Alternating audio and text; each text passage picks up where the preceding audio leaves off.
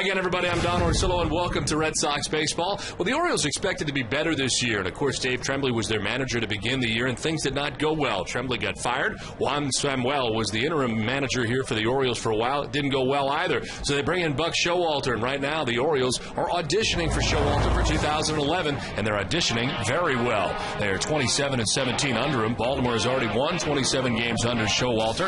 They had just 32 combined wins under Tremblay and Samuel. They're scoring more than half a run per game, and as their team average has gone up 10 points, the biggest change has come on the mound, where their ERA has dropped from 5.18 to 3.62 under Buck Showalter.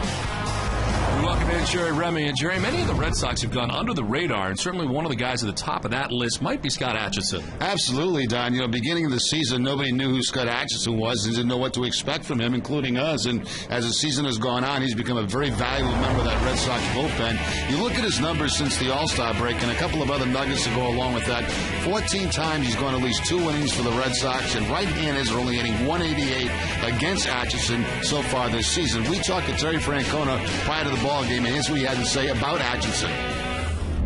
He throws strikes, he competes. He has the ability to come in the third inning and give you multiple innings, but he also has the ability to come in the ninth and finish up a game. He's done a really good job.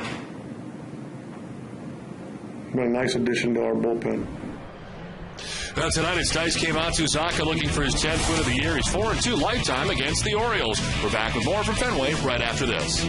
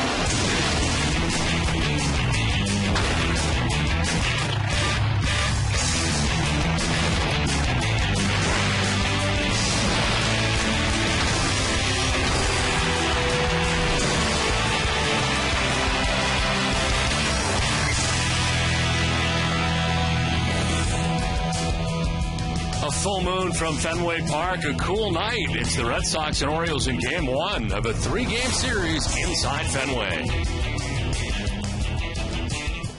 Hi again, everybody. I'm Don Orsillo, and welcome to Red Sox Baseball. Well, tonight, Adrian Beltre is back in the lineup for the Red Sox after spraining his wrist. Let's check out some of the other game notes brought to you by Jordan's Furniture. As Mike Lowell also back in the starting lineup for the Red Sox, his second straight game in 72 career games against Baltimore. He's hitting at .313 with 61 RBIs, and 61 RBIs are the most he has against any AL team. The Orioles are 11-7 on the road since Buck Showalter took over as manager. Showalter, however, is just 15-26 in his career here at Fenway. Nick Markakis has had a big year against Boston. He's hit at .355 with 10 RBIs in 15 games. The only American League team he's hit better than is Chicago. Well, tonight on the mound for the Orioles is Brian Mattis. With more on Mattis, here's Heidi Watney. Well done. Brian Mattis was named AL Rookie of the Month for August, but in his last start, he was taken out after just one inning after being hit in the triceps with a line drive. Now, his pitching coach, Rick Kranitz, told me he was taken out more as a precautionary reason, but I asked if there's any lingering trouble with the arm. Thank you. Oh, he's fine. It hit him in a good spot. We took him out for precautionary reasons. Obviously, it swelled up, and it was pretty sore. But he's had a full week off. We did our bullpen. Everything was fine, so he's ready to go tonight. Over his last 5 starts, Mattis is 4-0 with a 1.93 ERA with wins over the Rangers, White Sox, Red Sox, and Yankees. The 22-year-old has had some success against Boston this season. He's 2-0 with a 2.55 ERA in 4 starts against the Red Sox. Don? Thanks, Heidi. We'll get this 3-game series underway next from Fenway Park.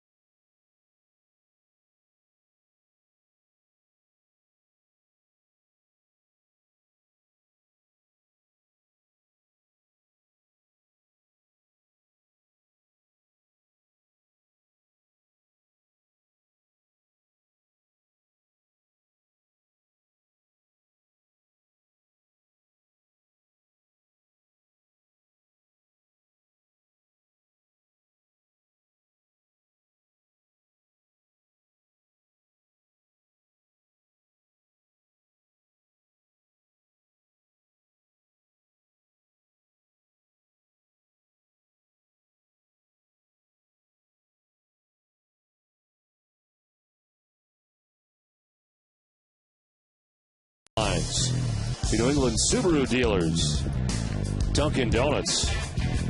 The New England Ford dealers, Cooper Tires, Taco Bell, and by Bermuda Tourism. Welcome to Fenway Park for Game 1 of this 3-game series between the Red Sox and the visiting Baltimore Orioles. The Red Sox are taking the field, so let's check out the starting 9 for the O's. Brian Roberts leads it off at second base with Nick Markakis in right field. Ty Wigginton at first base bats third with Luke Scott, the DH, in the cleanup spot. Matt Wieters does the catching with Adam Jones in center field. Felix P.A. is in left field. He bats seventh. Cesar Turris at shortstop bats eighth. And Josh Bell at third base bats ninth. On the mound for Boston tonight, Daisuke Matsuzaka making his 23rd start of the year. 9-5 with a 4.82 earned run average coming in. The opponent's hitting at .246 against Daisuke. 4-2 lifetime against the Orioles with a 5.74 earned run average. And last time out for Daisuke against the Mariners, a no decision. Worked 6 innings, giving up 5 runs, 4 walks, and 3 strikeouts. The defense tonight for the Red Sox, they'll have Adrian Beltre at third base, Jed Lowry the shortstop, Marco Scudero at second, and Victor Martinez the first baseman. Left to right, Bill Hall, Ryan Kalish, and Donnell McDonald, and Jason Veritek doing the catching for Matsuzaka. Well, Daisuke Matsuzaka ready to go against the Orioles. A much different looking Orioles team than we've seen for much of the year. Thanks to Buck Showalter, this team has turned around and played some very good baseball. And here we go in game 1. First pitch of this one is outside, ball 1, and we're underway. Ryan Roberts sitting at .284 with 4 homers and 15 runs batted in. Spent a lot of time on the DL in 2010. Roberts to right. In comes McDonald, but it'll fall in front of him for a base hit. And the lead runner on to begin things here in the first inning. Let's check in with Heidi. For every strikeout this season, Daisuke Matsuzaka will make a charitable contribution of $500 to the Red Sox Foundation. So far this season, Matsuzaka has 116 strikeouts. That's good for a total of $58,000 to the Red Sox Foundation. What a terrific record of helping children in our community. Don? All right, Heidi, thank you very much. His season high in Ks is 9. He did that in his 3rd outing. Last time out, 3 strikeouts. But a generous contribution from Daisuke Matsuzaka as he looks for a big strikeout night tonight against the O's. And there's Nick Markakis, who fouls it back and out of play. Markakis sitting at .288. Started the night, 10 home runs and 53 runs batted in. A little chill in the air tonight here from Fenway. Breezy and much cooler than we've had it on this homestand. It is a swirling wind for the most part. Right now blowing from left to right across the outfield, but it has been blowing in as well as they check on Roberts at first base. Roberts in limited playing time this year with 11 steals on the season. He's been caught twice. Buck Showalter has the Orioles playing very good baseball, trying to change their mindset after a number of years of losing here in Baltimore. Trying to get them to think they are winners again, and they have really turned it around under Buck Showalter. And a lot of guys playing for next year as well, no doubt, hoping they can hang around. It's 27-17 since taking over. 25 wins in a 40-game span. It's the first time the Orioles have done that since 2005 when Lee Mazzilli was the manager of this Orioles team at the time. In the first game of series, they're 11-3 under Showalter. And they've had quite a few walk-off wins in dramatic fashion, and that includes yesterday against the Yankees. And a come-from-behind victory against New York.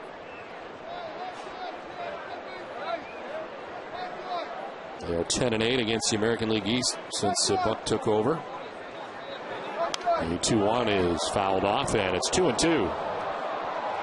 So far, Daisuke going with all fastballs, both to Roberts and Markakis.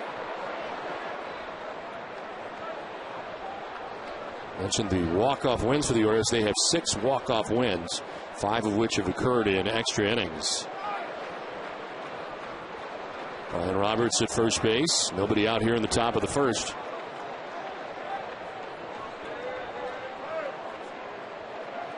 Daisuke ready with a 2-2 to Markakis.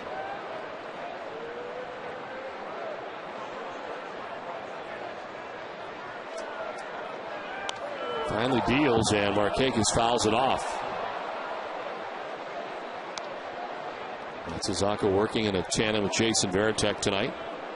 Once again, the two worked last time Daisuke pitched as well, and Veritek doing the catching tonight.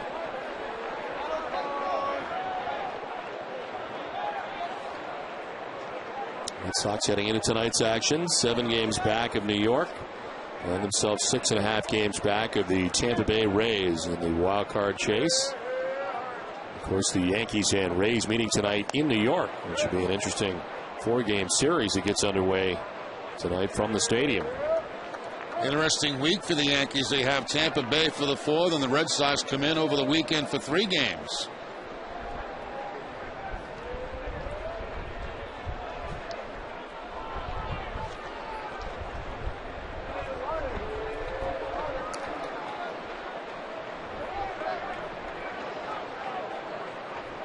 There goes Roberts on the 3-2, and it's ball 4 to Markakis. So the first two have reached here for the Orioles in the first inning.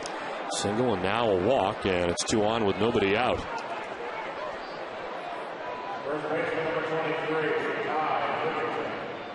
So 2 on, nobody out for Ty Wigginton. He's had a good year, 20 homers, 69 runs batted in, and a .250 average. He's primarily been hitting third or fourth for most of the year for the Orioles.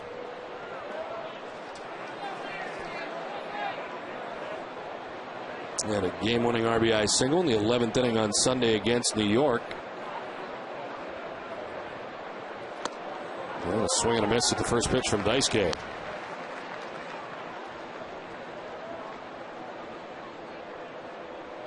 The Orioles have been playing not only better at home but on the road too. They've won 11 of their last 18 road games. That's after winning 14 of their first 54 games away from Camden Yards. So they have been far improved on the road.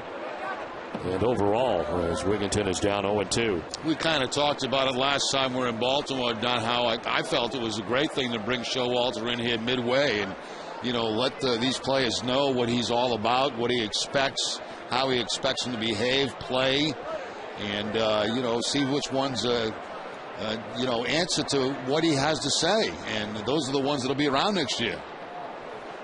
Chance for him to evaluate the organization as a whole, especially with the September call-ups as well, to get a feel for everybody they got, not only here but in the minor leagues for years to come. So many teams wait till the offseason, and then that process takes place during spring training rather than in games like Buck Showalter's having a chance to do here for a pretty lengthy amount of time here, last 2 months of the year.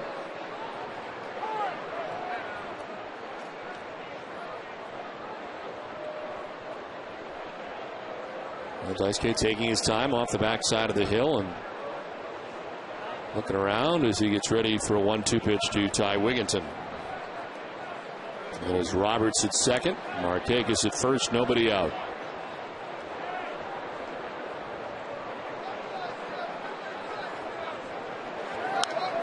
This one fouled off, and it hangs at 1-2.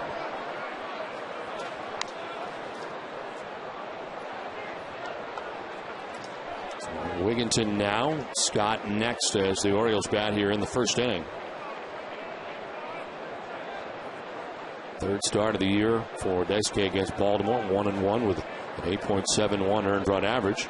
He's given up 10 earned runs in 10 1/3 in his first 2 outings against Baltimore.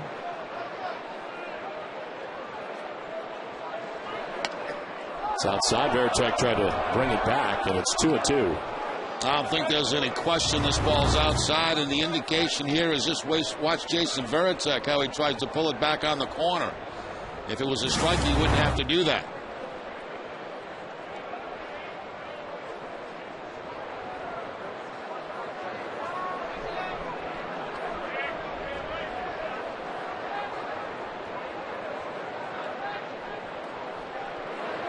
Wigginton hits one high and deep to left center field, sending Kalish back onto the warning track to make the catch in front of the 379 marker. Roberts tags at second, and he takes third base on the long fly out to center field for the first out here in the first inning. I don't think there's any question the wind knocked that ball down. That was hit pretty well by Ty Wigginton. The fastball down in the zone, but you got that strong cross breeze tonight that I'm sure had something to do with knocking that ball down and giving Kalish a chance to make the play on it.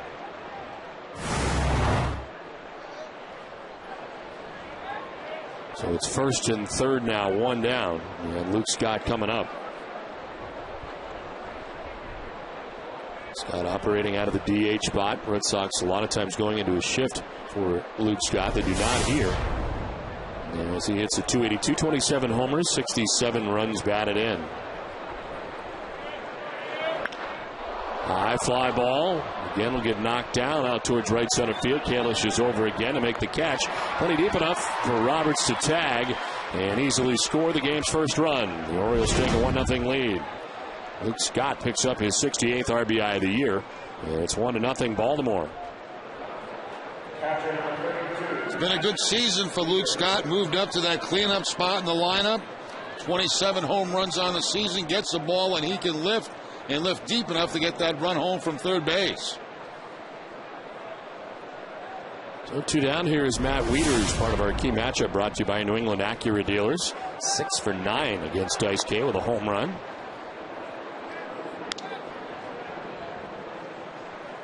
Wieters overall at 259 in the year, 11 homers, 53 runs batted in.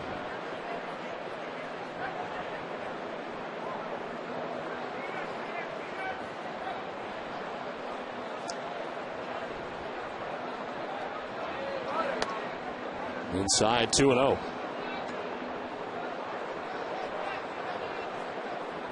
Dice K with a no decision last time out at Seattle, a loss in the outing prior to that against Tampa Bay here at Fenway Park. His last win was against the Orioles. That was at Camden Yards back on the 2nd of September. He went 5 2/3 and gave up 4 runs, but got the victory. Wieters fouling it off himself, and it's 2-1.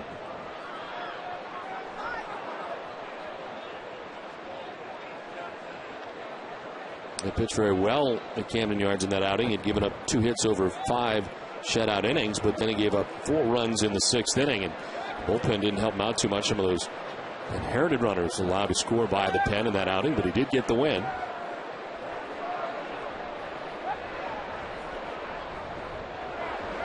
Wieters fouls it off and evens the count at 2-2.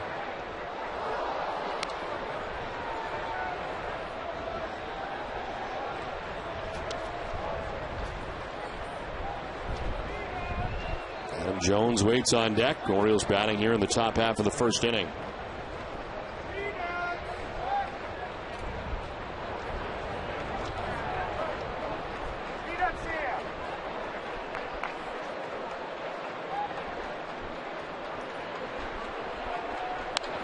Fouled off again, and it hangs at 2-2.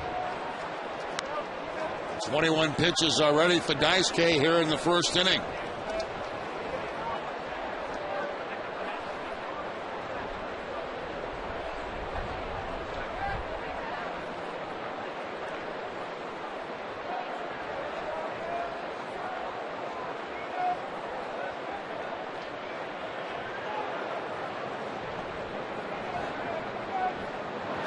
Breaking ball hit high in the air to deep right field. McDonald back towards the corner, and the catch made.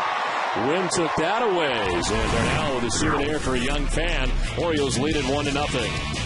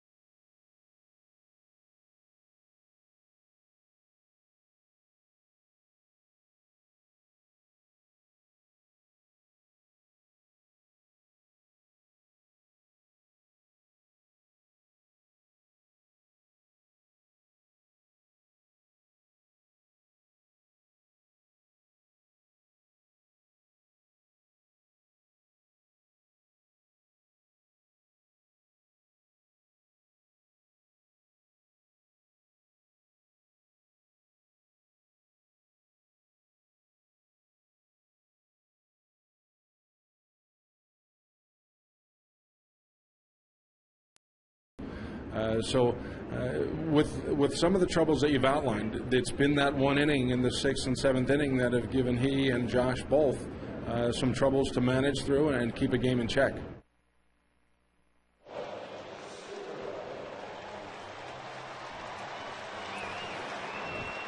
Last half of the 1st inning back at Fenway Park as the Red Sox come to bat trailing 1-0. We check out the Red Sox starting lineup. Brought to you by New England Chevy Dealers. As Marco Scudero leads it off at second base, Darnell McDonald in right field, Victor Martinez at first base, with Adrian Beltre back in there tonight in the cleanup spot at third base. Mike Lowell is the DH, Jed Lowry at shortstop, Bill Hall in left field, Jason Varitek does the catching, and Ryan Kalish in center field bats ninth. Ryan Mattis on the mound tonight for the O's. And his first pitch is in there for strike one to Marco Scudero. Mattis making his 30th start of the year. He's 8-12, a 4.68 earned run average, 268 opponent batting average against him. And a pitch apparently high. It's 1-1. He left after an inning after being hit in the bicep on a comebacker, giving up 2 hits in his last outing on Monday against Toronto. But again, left that game for precautionary reasons and starting here tonight without any trouble. Now, Mattis has never lost against the Red Sox in 4 career starts against Boston's 2-0 with a 2.55 ERA.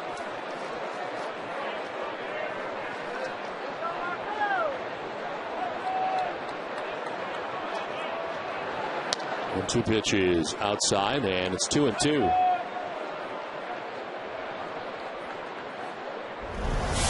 Zanel Escobar with the line drive off his bicep. As this one is popped up foul back in our direction. And just in front of us. 2-2. A little bit lower.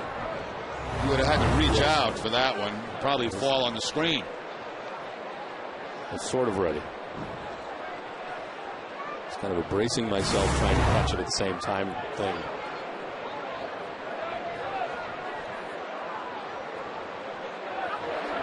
Two is up for ball 3, and it's a full count.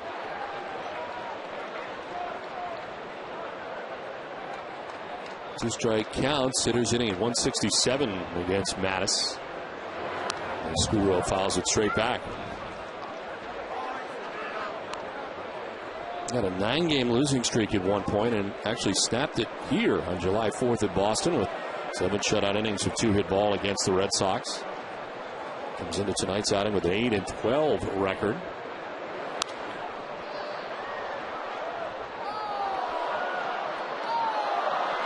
Scudero only 1 for 13 against Mattis, but that one hit a home run. You see the win against the Red Sox back on July 4th. 7 innings in that game, not allowing a run. 8 strikeouts. Tied his career high in strikeouts that day. As he walks Scudero to start things here in the bottom of the first inning. The defense tonight for the Orioles is 7th in the American League with 96 errors on the season. Josh Bell will be at third base. Cesar Astura's the shortstop. Brian Roberts at second. And Ty Wigginton, the first baseman, left to right. Felix P.A., Adam Jones, and Nick Markakis. And Matt Wieters doing the catching for Mattis. So Scudero, lead runner on here in the first inning. As Darnell McDonald stands in and takes strike one from Mattis. Darnell hitting at 273 to start the night, 9 home runs and 32 runs batted in. Mattis, in his last 5 starts and 28 innings, only 17 runners have reached second base. And he's 4-0 with a 1.93 earned run average in his last 5 starts. So look at the breakdown for him in those 5 starts. A 1.93 ERA and 21 hits in 28 innings.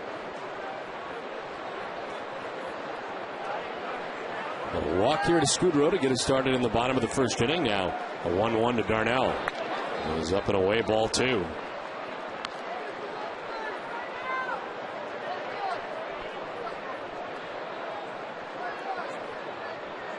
Victor Martinez waiting on deck. Red Sox trailing by a run here in the bottom of the first inning.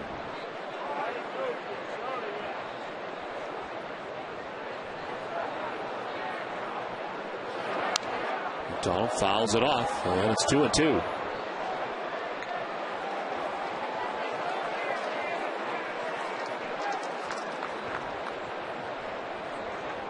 Over the last 10 games, Darnell hitting at .310. Yesterday off, back in there tonight in game 1 of the series against the Orioles. 2-2 fouled off. Good changeup that time from Mattis, 82 miles an hour, right around that outside corner. Something that McDonald had to chase. And McDonald able to foul it off and give himself another opportunity.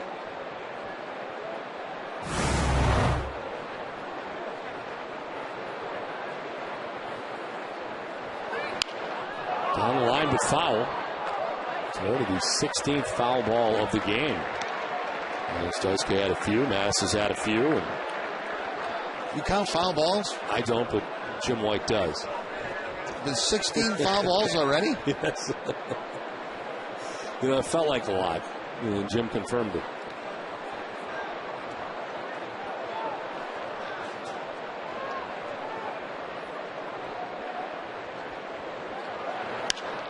This is fair, and it's the center. Jones went the wrong direction, and now it's going to fall.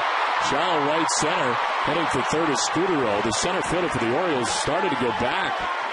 And I don't know if the swing fooled him, the wind fooled him, or what, but ended up dropping in shallow right center. Yeah, I'm not so sure even with a good jump in center field he gets this ball because it's toward the end of the back. They see him go back about 3 steps and not even close to it by the time it lands.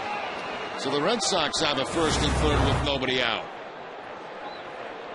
Sometimes you see that swing and it's at the end of the bat and it kind of fools the center fielder. He thinks it's hit better than what it actually is. First and third, nobody out. Victor Martinez hitting at .292 with 18 homers and 72 runs batted in.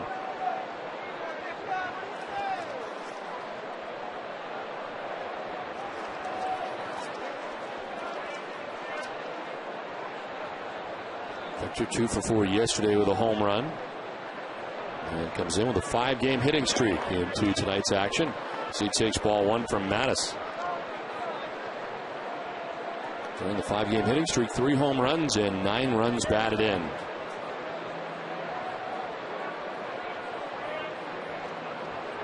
A game here on Friday night against Toronto, which had 5 RBIs.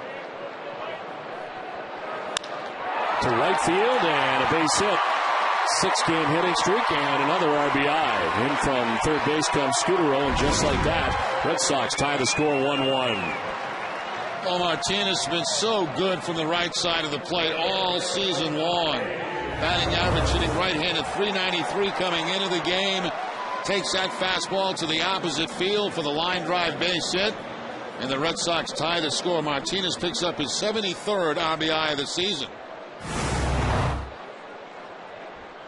10 RBIs during the 6-game hitting streak for him. 3 home runs. Updated numbers with that base hit, so it's 2 on, still nobody out. And Adrian Beltre in on the right side. As he takes strike 1. Beltre with a sprained wrist. Missing yesterday's game, wanted to play, but didn't get back to the ballpark until about 1:30 yesterday, right around game time after being checked out, and established that it was a sprain after he rolled it over here the other night. But back in there. There's strike 2. It's 0-2. This was on Saturday night, and his diving bid rolled that wrist right over underneath the glove and stayed in the game. He's played a lot of this year with a bad hamstring, and has battled his way in and wants to be in there every day, every game, and every inning.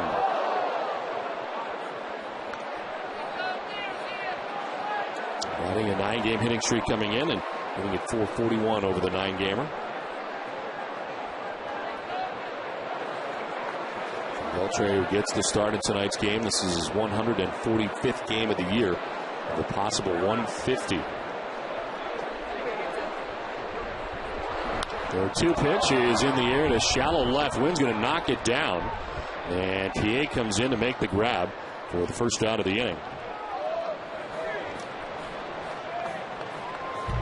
Red Sox baseball on NESN is brought to you in part by Eastern Bank, the official bank of the Red Sox television network. Eastern Bank, the best team in banking. Always one of the largest hands. Mike Lowell, introduced here at Fenway Park. DH tonight for the Red Sox, who bats 5th.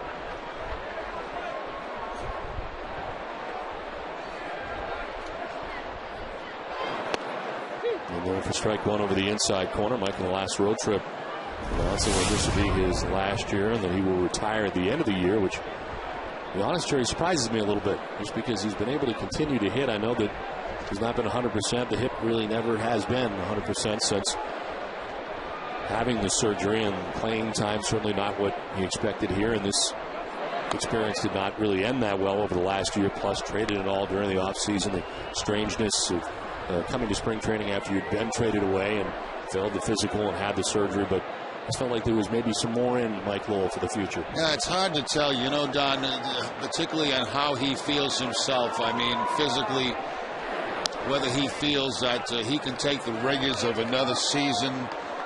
The hip, you know, a problem with him. He's had some other medical issues that he's had to deal with. And you just wonder, you know, it comes to a point where you just get tired of it. You get tired of feeling that way.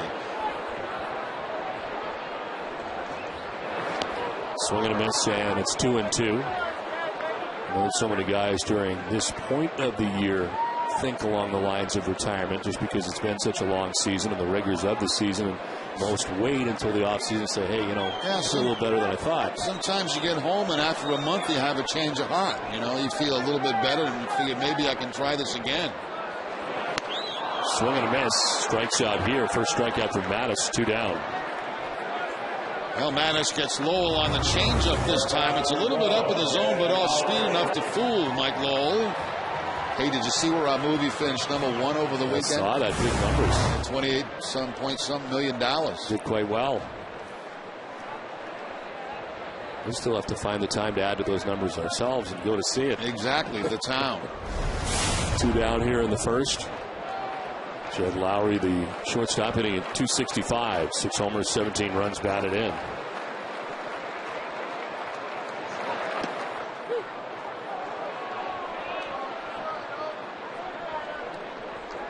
Lowry back at shortstop. Marco Scudero has been playing at second base due to the shoulder situation for Marco, and Lowry's been hitting as well. 5-game hitting streak heading into tonight's action. 2 homers. Most of those came in the same game. Lays off and takes ball 1-1-1.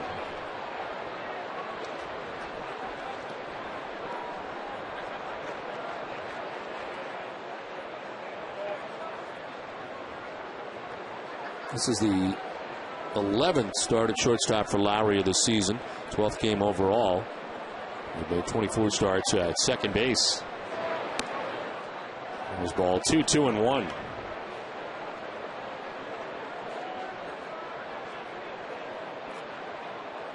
Darnell McDonald at second base. Victor Martinez at first base, and 2 down in the inning.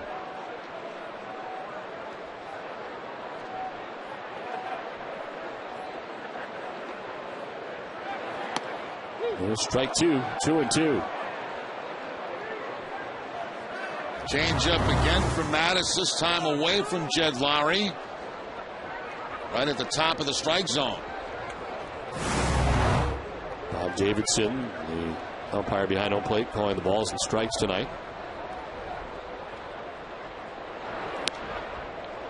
Got a switch of umpires in the infield since the original lineup that we had of umpires. It is actually Tim Sheeta at second base, Tim Timmons at third base, and Alfonso Marquez is the umpire at first. Sheeta was originally going to be at third base and Timmons at second, but they switched second and third. 3-2 pitch fouled off, and it hangs at 3-2.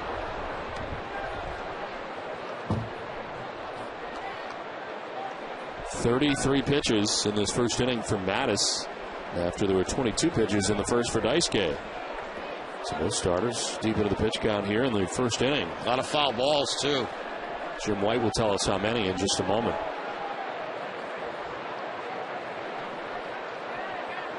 A 3-2 pitch to Lowry. Fouled off, and another one fouled off. I think the umpires get 6 baseballs that are rubbed up prior to the ball game. They may need more than that tonight.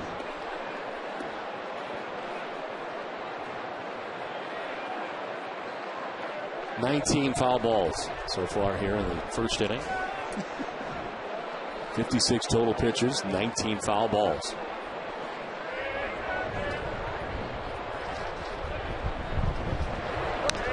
He taps another foul. It's 20 foul balls.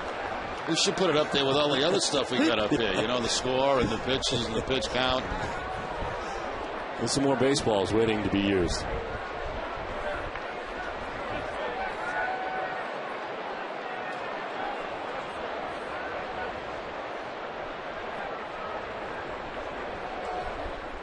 Just Cundiff. 3-2. In the air to left field, down the line, but foul. Foul ball. It's 21 by my count.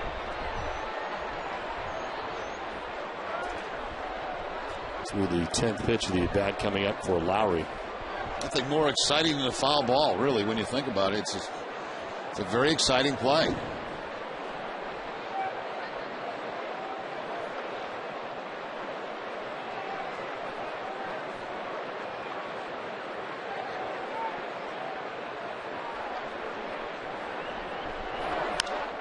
Fouls off another. Down the right field line, out of play. I wonder what the record is for most foul balls in a first inning. I don't know, but you'd have to go back in the record books quite deep to find that. I mean, I didn't even know we tracked foul balls until today.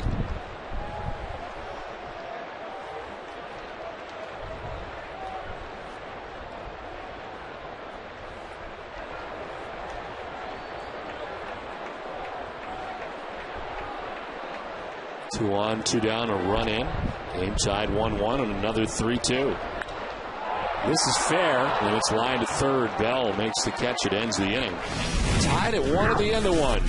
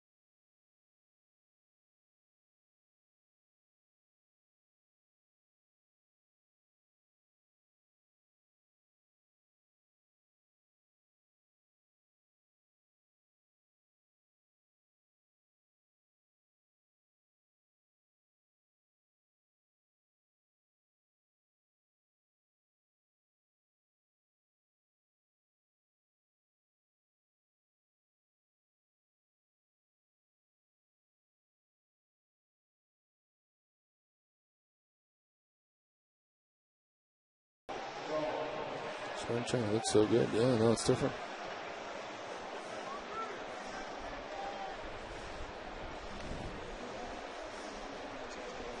Yeah. Yeah.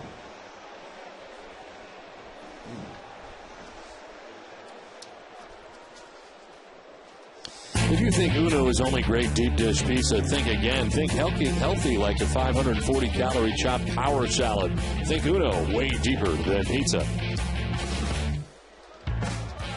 Second inning back at Fenway Park. Game tied 1-1. Adam Jones leading it off for the Orioles, the center fielder. He will take strike one from Daisuke Matsuzaka. Daisuke threw 22 pitches in the first inning and then had a 21-minute wait. Red Sox tie the game 1-1. Jones with a 19 home run season so far, the center fielder for the O's. Takes the breaking ball for strike two. That's September. 386 average for Jones. 2 homers and 11 runs batted in. Phillips PA waiting on deck. Then Cesar Izturis.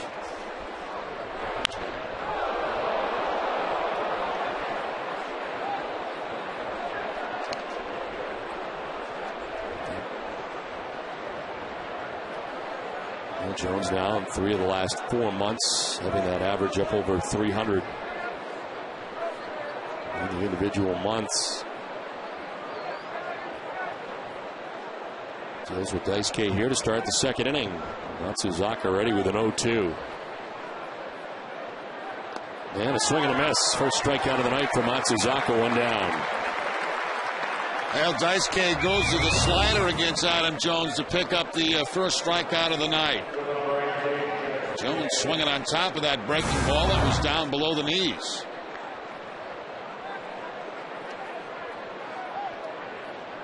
So 1 out here in the second inning. Felix BA, 282, 5 homers and 25 runs batted in. Looking up at the scoreboard, Tampa Bay, New York. It's raining right now in New York.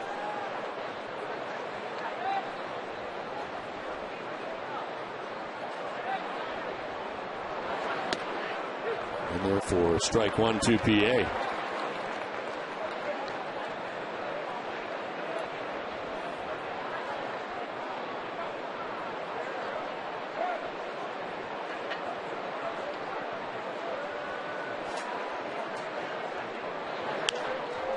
A pop up into shallow left. Out goes Lowry. In comes Hall, and it's Bill Hall who makes the catch for the second out of the second inning.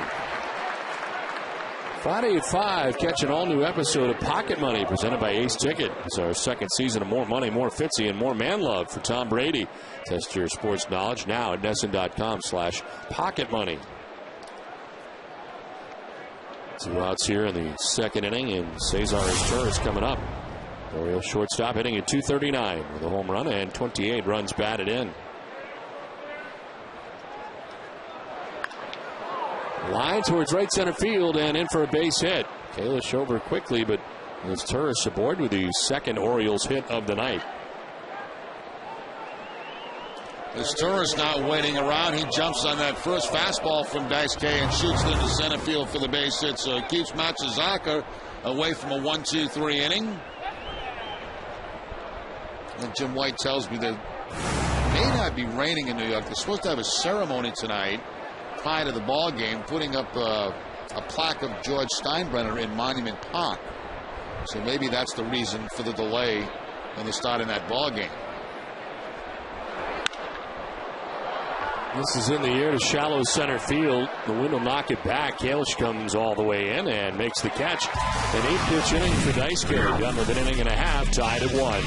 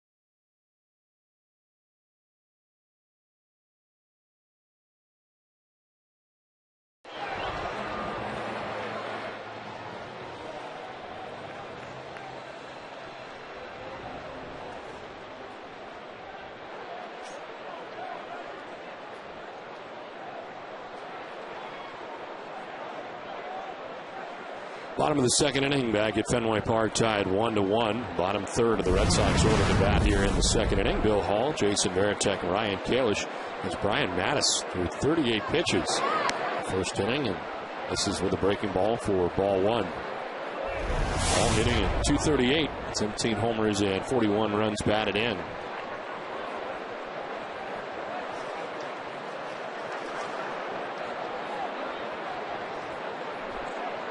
Hall was 2 for 4 here yesterday with a double and a run scored as he takes strike one, 1-1.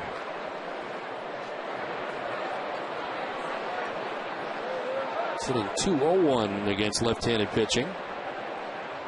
And 7 of the 17 home runs Hall has off left-handed pitchers.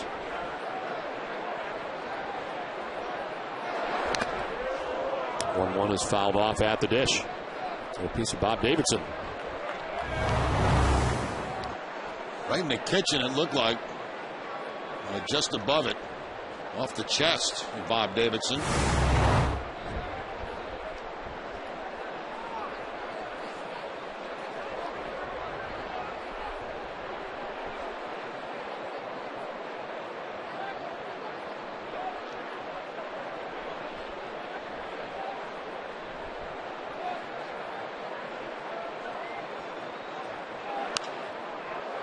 Flared foul off to the right, and it hangs at 1-2 to Hall.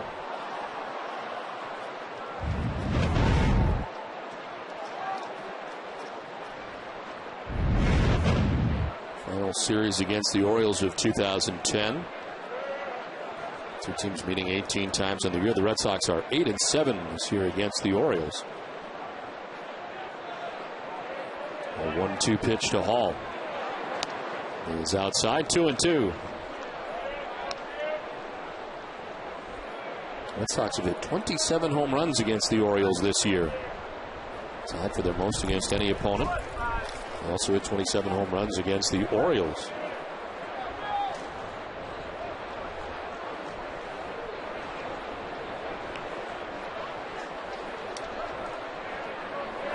Swing and a miss. Elevates and Hall strikes out. It's a second K for Mattis. One down in the second inning. First strikeout coming on a changeup. That was to Mike Lowell. This time it's a fastball that is thrown by Bill Hall for the strikeout.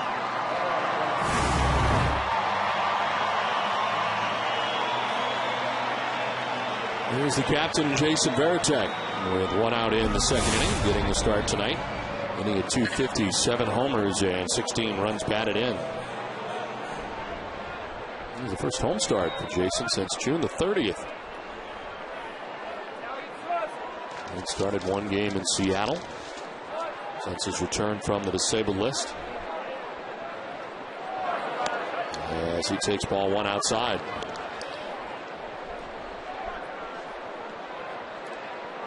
The start that he made in Seattle was on the 14th of September, and it had been his first start since June the 30th against Tampa Bay.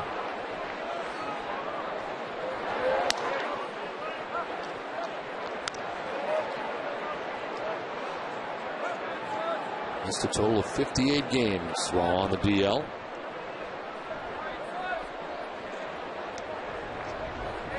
Right foot fracture for Varitek. As he pops it up, foul ground. Wigginton headed over towards the seats, but he won't have a play.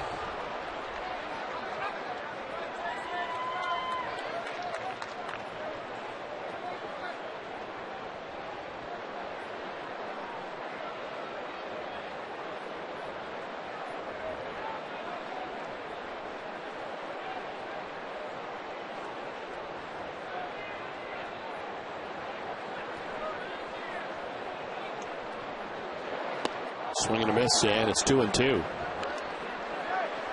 Now Mattis showing a pretty good changeup early in this ball game. Another one here to Jason Varitek. This one down in the zone, about knee high.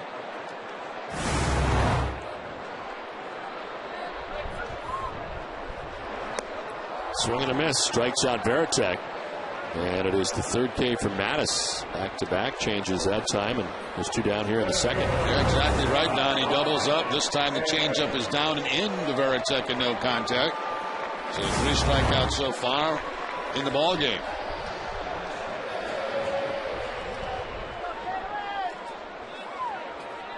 Two down in the second. Brian Kalish batting out of the number 9 spot. A couple games in the top spot of the order for Kalish recently. It is Scudero back in that capacity in tonight's contest. Kalish bats 9th and .238 hitter this year. 4 homers, 22 runs batted in.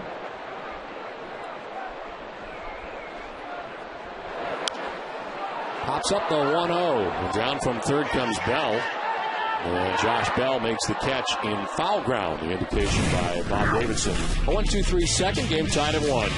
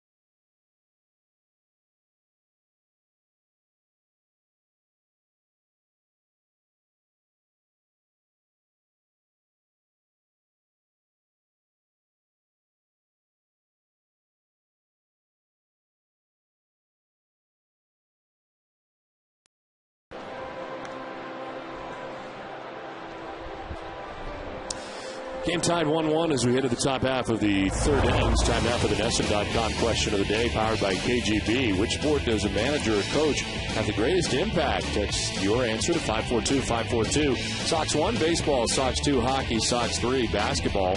Results will be revealed during the postgame show and online at NESN.com/KGB. As leading it off here for the Orioles in the third inning is Brian Roberts. What do you think, Jerry? How much of an impact do you think the manager has compared to the other sports? Well, I don't know the other sports that well. But, you've done all of them. You've done basketball. You've done hockey. If I was to guess, and I'm just guessing, I'd say hockey. You know what? It's really tough. I couldn't tell you, to be honest with you. I mean, I wonder over the course of a season, if you look at it, how many games you think Terry Francona has won or lost himself. And I guess that's what it would come down to, decision making in key situations. And it'll probably vary year to year, which kind of impact a manager would have depending upon the number of situations that either worked out or did not work out.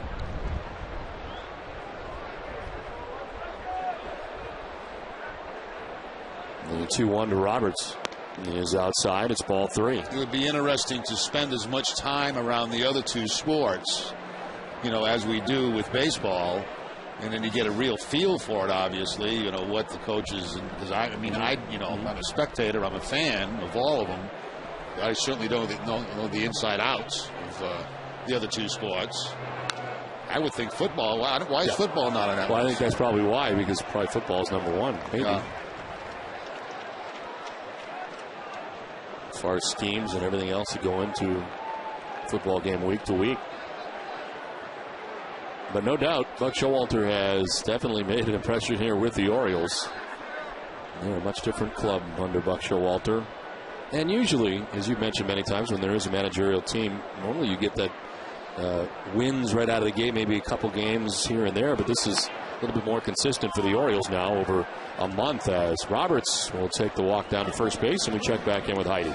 Don, Daisuke Matsuzaka has given up 4 earned runs or more in each of his last 6 starts. He's had 2 stints on the disabled list this season, and so his innings total is down. And yet pitching coach John Farrell told me it seems as if he's growing tired as the game progresses. Where earlier in the year it was the first inning troubles that he had been dealing with. He resolved those, and what we're seeing, it's almost the 5th, 6th inning where his biggest troubles have come in, where he's not been able to get into almost a second wind, so to speak, inside the game. We continually address the amount of throwing he does prior to a game to keep him strong and keep him fresh through the middle and latter part of the innings. With some of the troubles that you've outlined, it's been that one inning in the 6th and 7th inning that have given he and Josh both some troubles to manage through and keep a game in check. Matsuzaka has made 2 starts against Baltimore this season. He's 1-1 with an 8.71 ERA in those starts, both at Camden Yards. Don? All right, Heidi, thank you very much. He has walked Brian Roberts to begin things here in the 3rd inning. 2 walks allowed by Daisuke. Second time in 3 innings the Orioles have had the lead runner on. And Markakis slaps it foul off to the left. Markakis with the other walk as he walked in the 1st inning.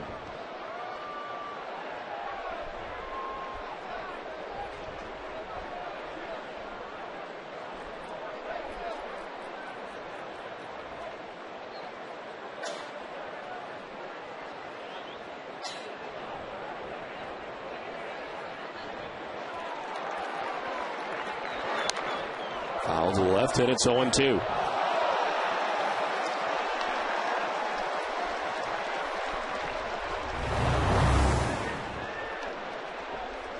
Ooh, nice one-handed snag right there. Beautiful play.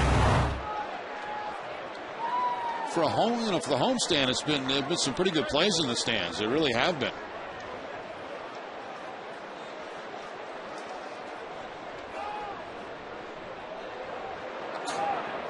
Diving back is Brian Roberts. Bigger lead that time. Daisuke noticed.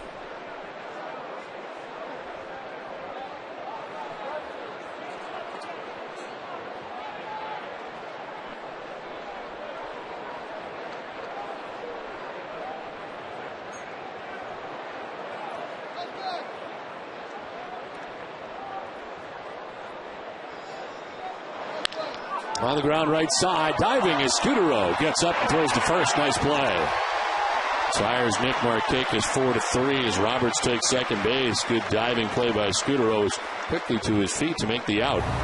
Yeah, completely stretched out on the dive as Scudero takes the base hit away from Markakis and gets the out at first base. Very nice play by Marco at second base. It's a great angle of it right there. He times that dive perfectly. Back up to his feet to get the out.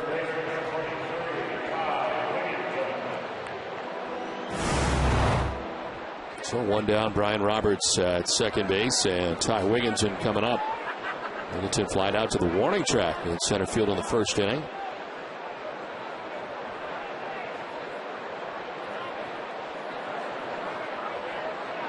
'40th pitch of the night for Matsuzaka. And Wigginton takes strike 1.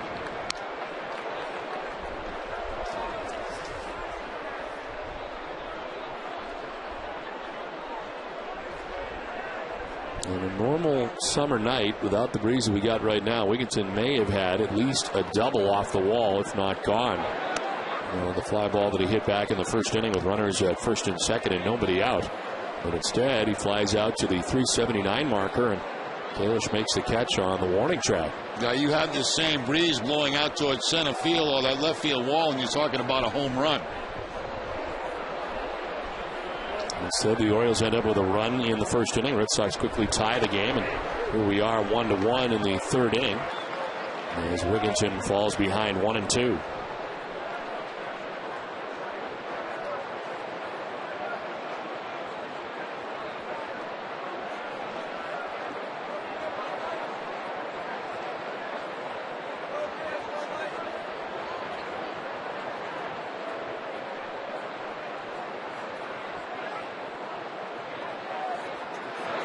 Wigginton with a swing and a miss. Daisuke with a strikeout, his 2nd K of the night, and there's 2 down in the 3rd inning. Get ahead with fastballs and go to the breaking ball for the put away. And that's exactly what Dice K does right there. Slide it well off the plate, but Ty Wigginton can't hold off it. Strikes out for the 108th time this season.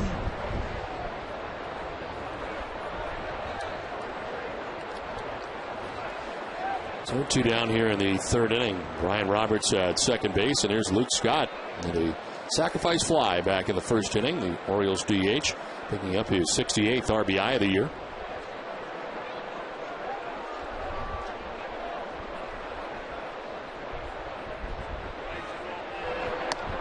Yeah, strike over the inside corner.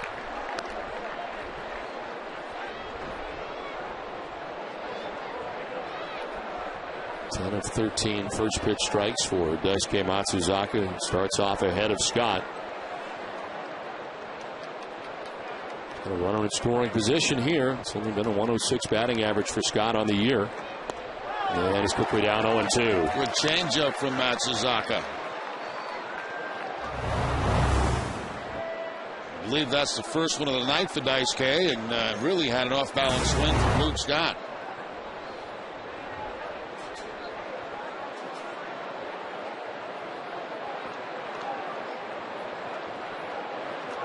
Weeders waiting on deck. 2 down here in the top half of the third inning.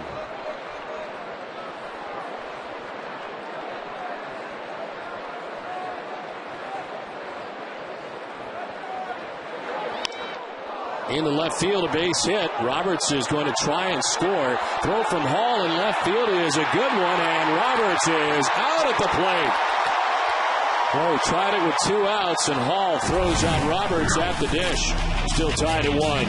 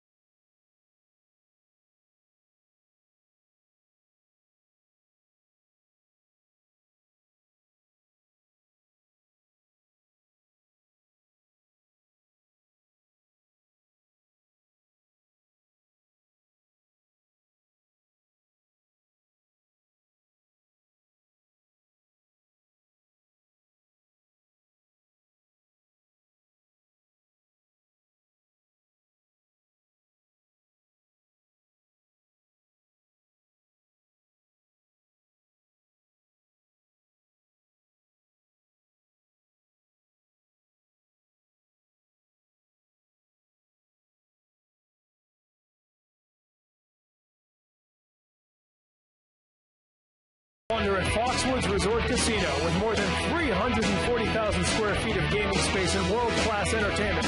Foxwoods is North America's largest casino. Come to Foxwoods and experience the wonder of it all. Well, Brian Roberts gone down to the plate by Bill Hall to end the top half of the third. Marco Scudero opens the bottom of the third with a ground out to short for the first out of the inning. Watch how shallow Bill Hall is when he gets this hard ground ball from Luke Scott. Roberts not yet to third base. The throw is going to be almost all the way in the air, and the tag by Jason Varitek as Roberts tries to go to round Varitek. He is out by quite a distance. A couple of nice plays in that inning. Marco Scudero with a diving play, and then the throw by Bill Hall, who picks up his second assist of the year.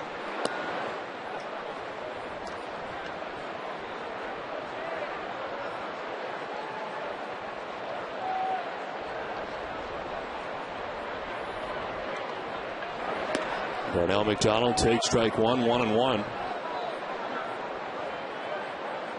Cameron having fun with the fan.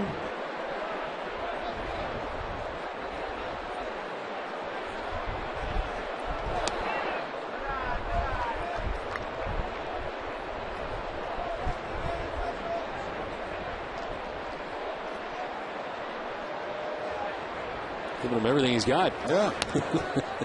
Pitch outside, and it's now 3-1. Uniform might be next.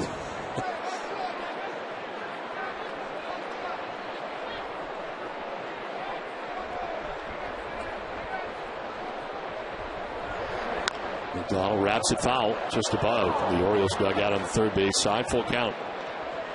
He's got one of two Red Sox hits. And both of them came in the first inning. Brian Mattis has retired 7 Red Sox in a row. One down here in the third.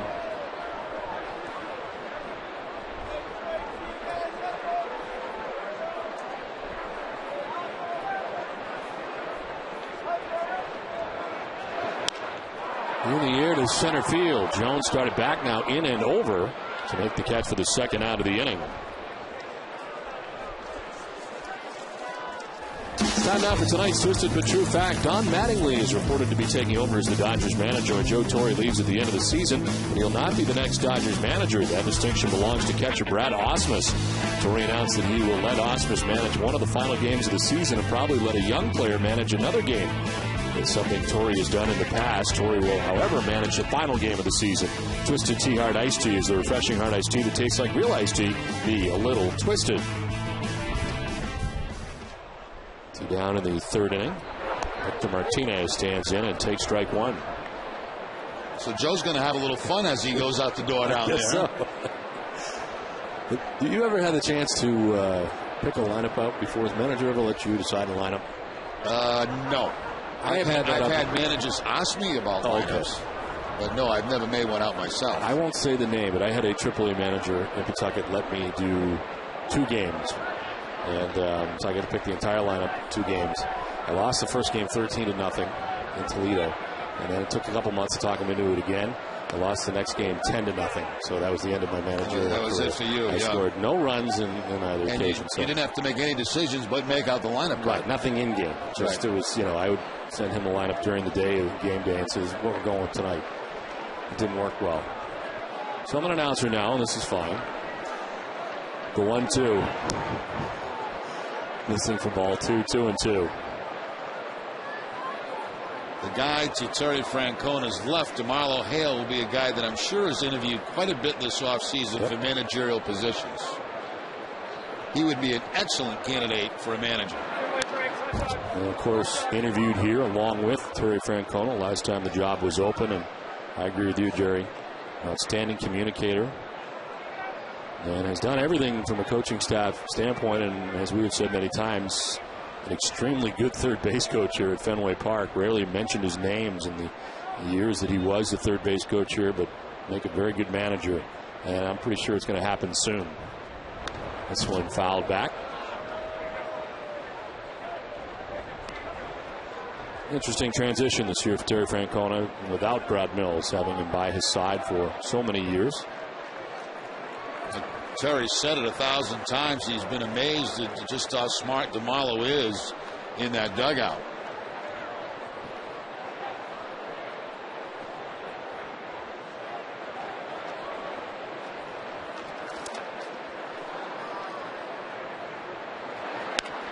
Down the third base line, a fair ball headed towards the corner. Felix Piet over to dig it out as Victor digs his way to second base. He'll get there. A 2-out double. Martinez is 2 for 2 in the game. Well, Victor's on fire right now. Gets a breaking ball that time and right down that third base line past Josh Bell. By the time it rolls down to the 310, Victor standing on second base with a 2-out double. So Victor Martinez safe at second. Through the organ. Safe and secure. New York life.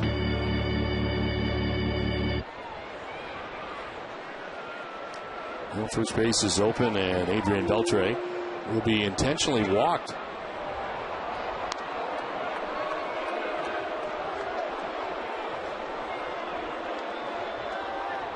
Beltre had flied out to left field in the first inning.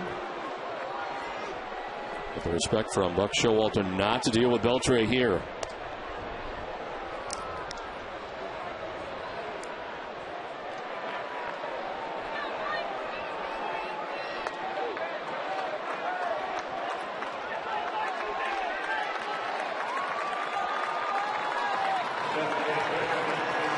Covidien, a global healthcare products company, is a proud sponsor of the Red Sox Foundation, helping to address health needs in our communities.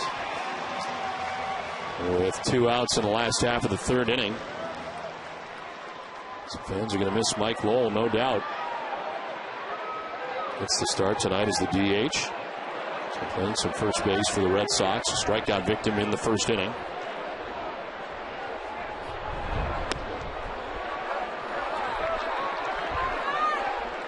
That was the one recurring theme during the parade after the 2007 World Series. And, of course, Mike, the MVP of the World Series in 07 from the fans throughout the entire parade route. And it was to re-sign Mike Lowell.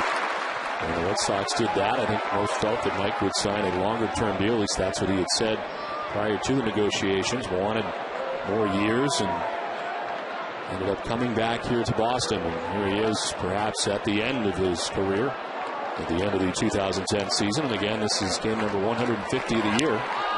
Here's a pop-up right around the mound. Mattis will get out of the way, and Wigginton will make the catch. It ends the inning. Red Sox strand the pair. We played 3, tied at 1.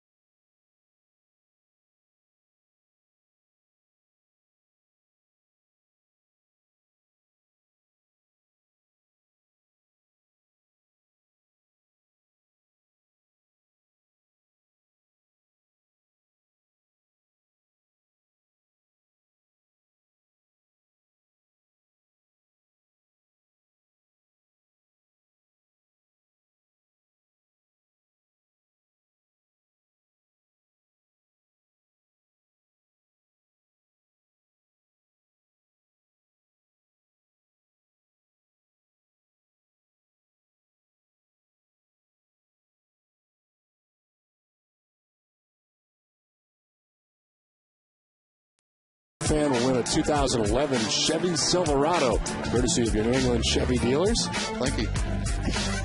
Enter the Chevy no-hitter contest at NESN.com/Chevy. Head to the top half of the fourth inning. Game tied 1-1.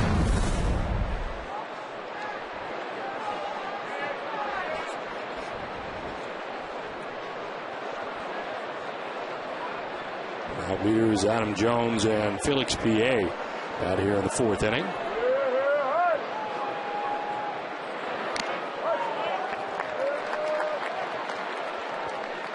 Leaders flied out to the warning track in right field in the first inning. 0-for-1 against Daisuke. Matsuzaka at 48 pitches through 3+ innings.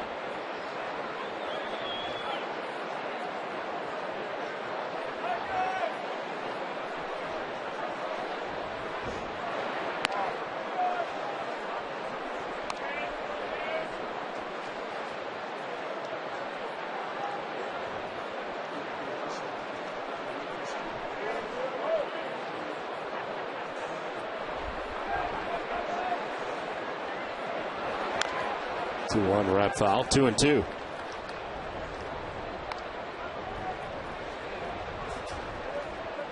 Well, third inning in New York now, no score between the Rays and the Yankees.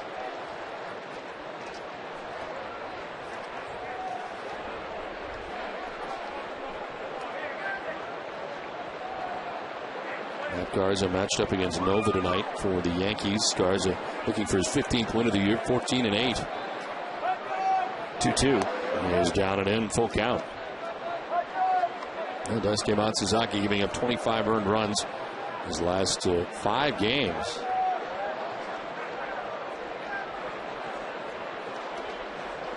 So 9 out of 13 first pitch strikes heading into this 4th inning. 3-2 pitch. He is down and in, ball 4. There's the third walk given up by Matsuzaka. Second straight inning that the leadoff man has got on by way of a walk. Visit the official online shop of the Boston Red Sox at redsox.com to browse the largest selection of official gear. Get your gear from the official source, the redsox.com shop. Accept no substitutes. It's the kind of night that wants to make you change your gear, you know, from that summer gear to the fall gear. Get some sweatshirts. You're telling the Red Sox dugout we get some of the new gear going here as it's turned to fall. Adam Jones bats a strikeout victim in the second. That's a fly ball to right, deep. Back goes McDonald towards the corner, and he'll make the catch. Into the corner, running full bore with it bending away. McDonald makes the grab. Oh, what a nice play by Darnell McDonald, because that ball was hit high enough where the wind had an effect on it. And that wind was pushing it away from Darnell McDonald. Plus the natural slice off a right-hander's bat. They had to cover a lot of ground to get there and make that play in the corner. That ball hit a long way, too, by Jones to the opposite field.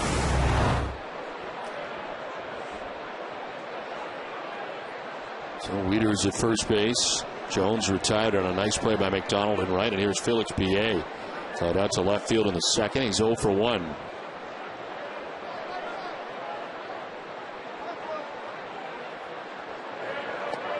And he takes ball 1 inside.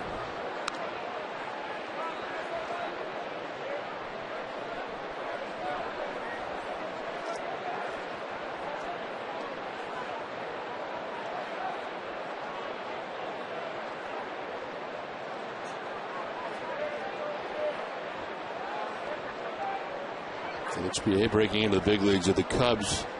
Played their parts of 2 years now in his second year with the Orioles. As he takes a pitch inside, it's now 2-0. The age still just 25 years of age.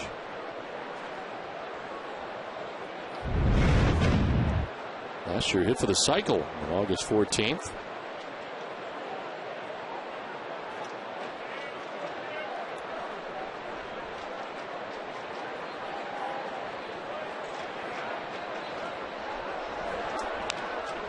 Taps it foul, 2-1. Not a good pitch at all. A swing out on the 2-0 count there for Pierre. He should be looking for ball middle in, fastball. Instead, he gets a fastball down and away. That's more of a protective swing with 2 strikes on you.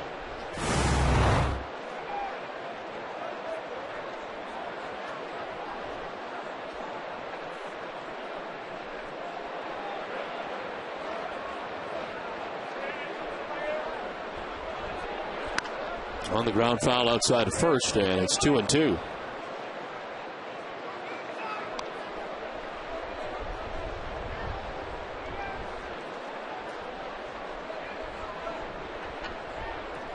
The Warriors have not been able to make Daisuke Matsuzaka pay for any of his walks yet. Walked a batter in the first, walked a batter in the third, and here in the 4th inning a walk.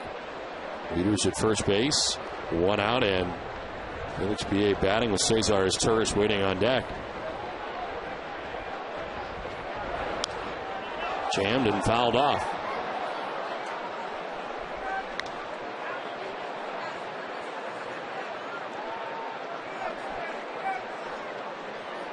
"36 foul balls so far."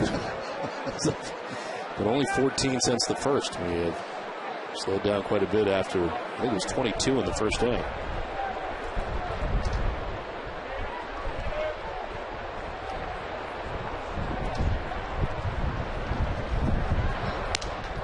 Jammed and lined into center field for a base hit. The leaders had to wait to make sure nobody was going to catch it, so he scampers to second on the single for Felix P.A.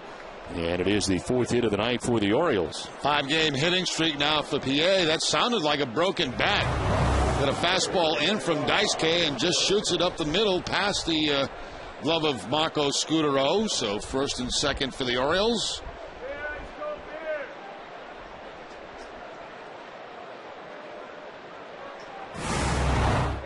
Two on, one out. And Cesar is Torres, the batter. Single to center field back in the second inning.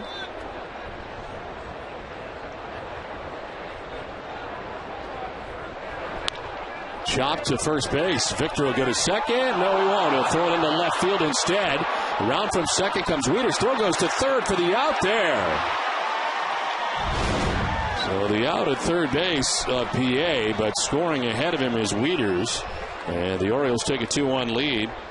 So from what could have been a double play ball, Victor airmails it into left field. Yeah, he just lets this one fly. It's over the head of PA. He probably had him blocking that throw to second base. Let's take another look. Here's a better angle. Way up over the head.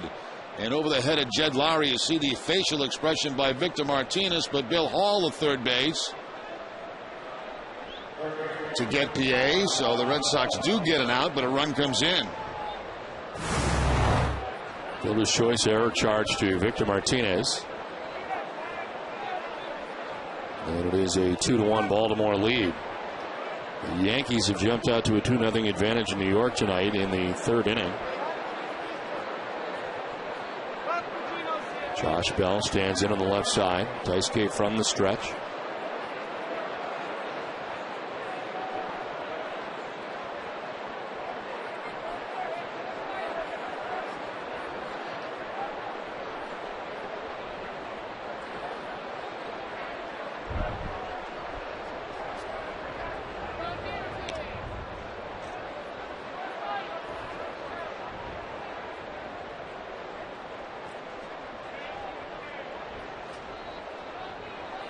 Yankees getting a 2-run home run from Curtis Granderson to give them a 2-0 advantage. Granderson's 20th home run of the year in his first year in New York. Time called very late. Daisuke goes through with the pitch.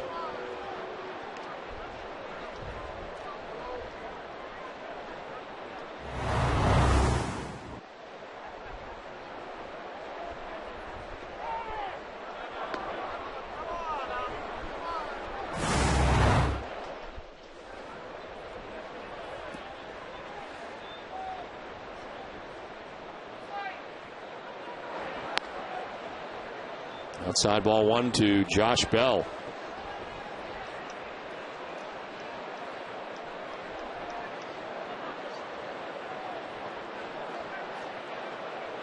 Top of the order, Brian Roberts waiting on deck. He's already been on base twice tonight, a single and a walk.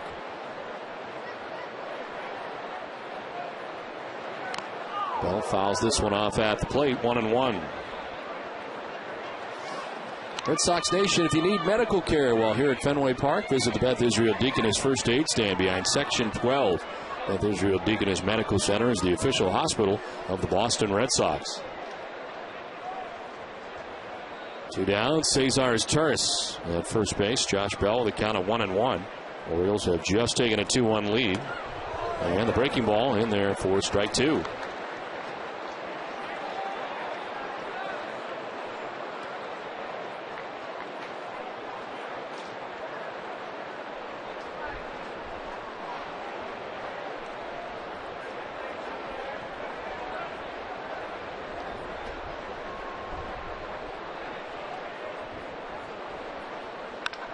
Through the right side into right field, a base hit as his Turris will head for third and will get there on the base hit by Josh Bell, batting out of the number 9 spot.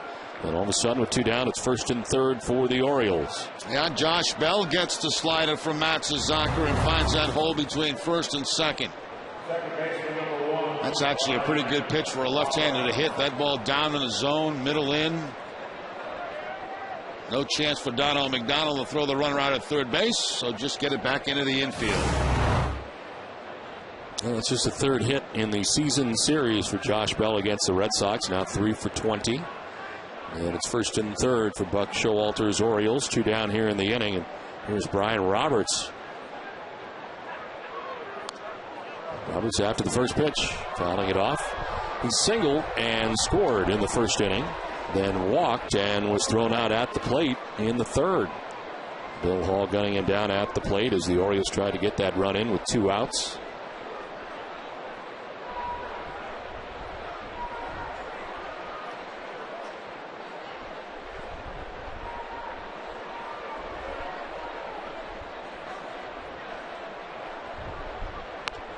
Very high, 1-1.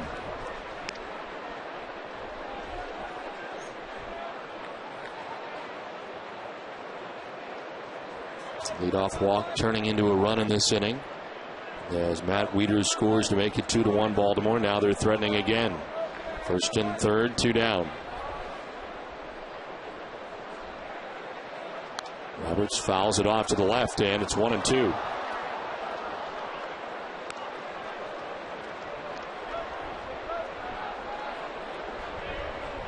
Nick Markakis, number 2 hitter, right fielder for the Orioles, waiting on deck.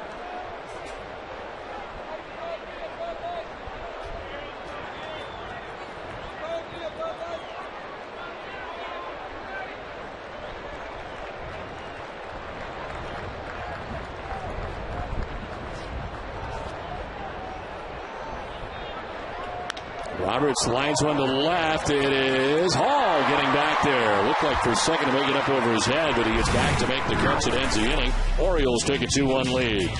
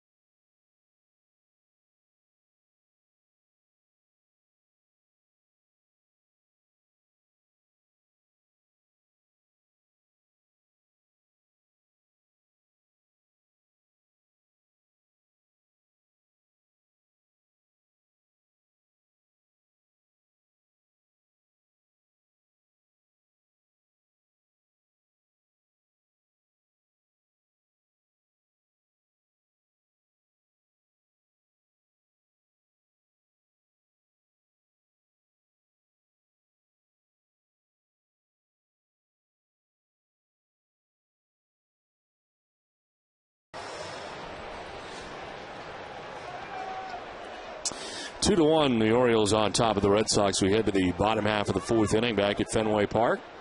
There's Jed Lowry, Bill Hall, and Jason Varitek batting here in the 4th inning. Lowry with a swing and a miss. And lined out hard to the third baseman, Josh Bell, in his first at bat back in the 1st inning.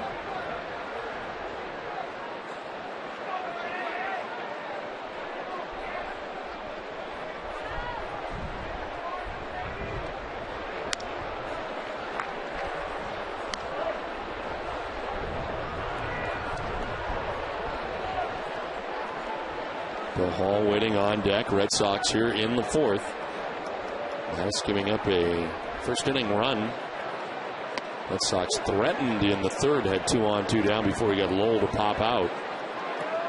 And the pitch got very high through 38 1st inning pitches, 51 through 2. And it's 75 pitches dealing with the first batter here of the 4th inning. Lowry hits a fly ball out to right center field. Wynn's going to give it a push. Jones and Markakis, and Jones able to make the running catch. It was being pushed away and deeper back towards the warning track, but Jones makes the running grab. It got to a point there where I thought Markakis was going to be the guy to have to make the catch, but Jones covers the ground. And again, the wind playing with that baseball, pushing it out toward the Red Sox bullpen. Nice play by Adam Jones.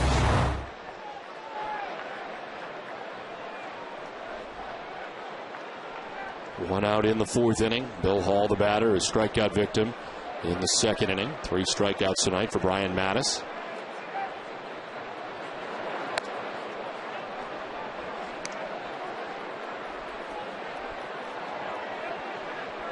Red Sox this year against the Orioles at home have gone 4-2. While Camden Yards in Baltimore, the Red Sox 4-5.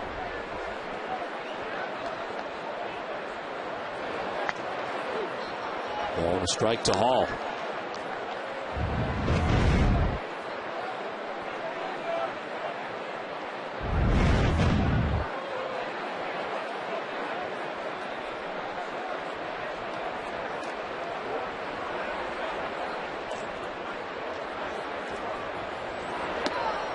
Fooled on the pitch and down 1-2.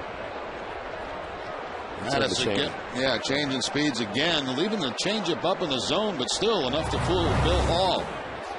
It's not exactly where he wants to put the changeup up there, but gets by with it that time.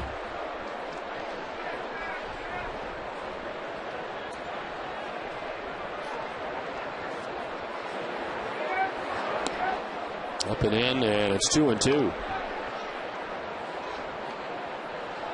Mattis with an 8-12 record coming in, his 30th start of the year.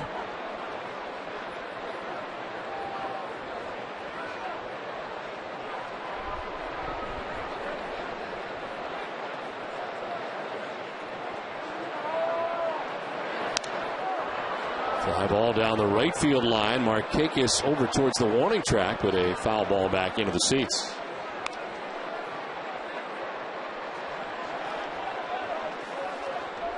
Well, tonight at 11, join Jade McCarthy and Yuri Behringer. Nesson Daily, presented by Sun Life Financial. The Globe's Shalise Manza. Young will break down the Patriots secondary and let you know what went wrong yesterday. And Tyler Sagan moved to wing at Bruins practice today. All the details and more tonight on Nesson Daily. One out in the fourth inning here. It's 2-1. Orioles on top. Bill Hall swings it at 2-2 and sends it foul down the right field line out of play. I didn't hear your segment tonight on Monster Monday, but I heard it was excellent. Why, thank you. It was my last segment apparently on Monster Monday. We'll get one more Monday. I thought so too, but they told me that's it for me. So I don't know if they've got other plans. You got canceled. Apparently I've been canceled from the final one because I was confused too. Yeah. I thought there was one more Monday, but apparently my segment is being used for something else. Oh. Swing and a miss. All chasing, and it's the 4th strikeout for Mattis. Much better location that time with the changeup as he keeps it down and away from Bill Hall. Gotta be careful when they cut you out of spots like that, Don. They're sending a message is what I thought. Yeah, it's like my first thought. Stripped my promos away from me this year. Yeah, you think that was a message? Oh, absolutely. Phase out? Not necessarily that. But you've got a really long contract, so can't be phasing you out too much. It's not that long. Phasing you out in like 2017. 2 down in the 4th inning as Jason Varitek stands in.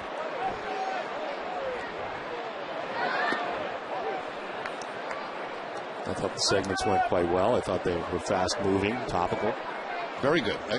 The ones that I get to hear are excellent. I didn't hear tonight's, but the reports were very good. Broken bat, soft liner caught by his terse to end things in the 4th. A 1-2-3 inning. The 2-1 Orioles lead.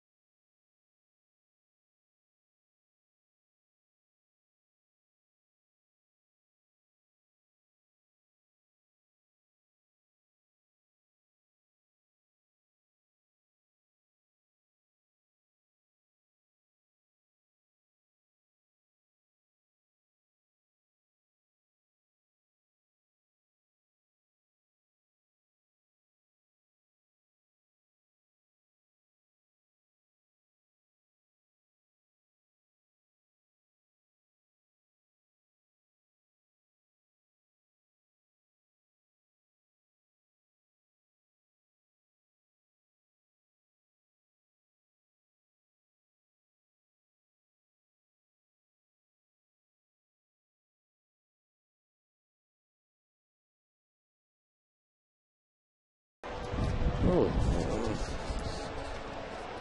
It's like I'm on a boat. The wind is just disgusting. No, I really don't.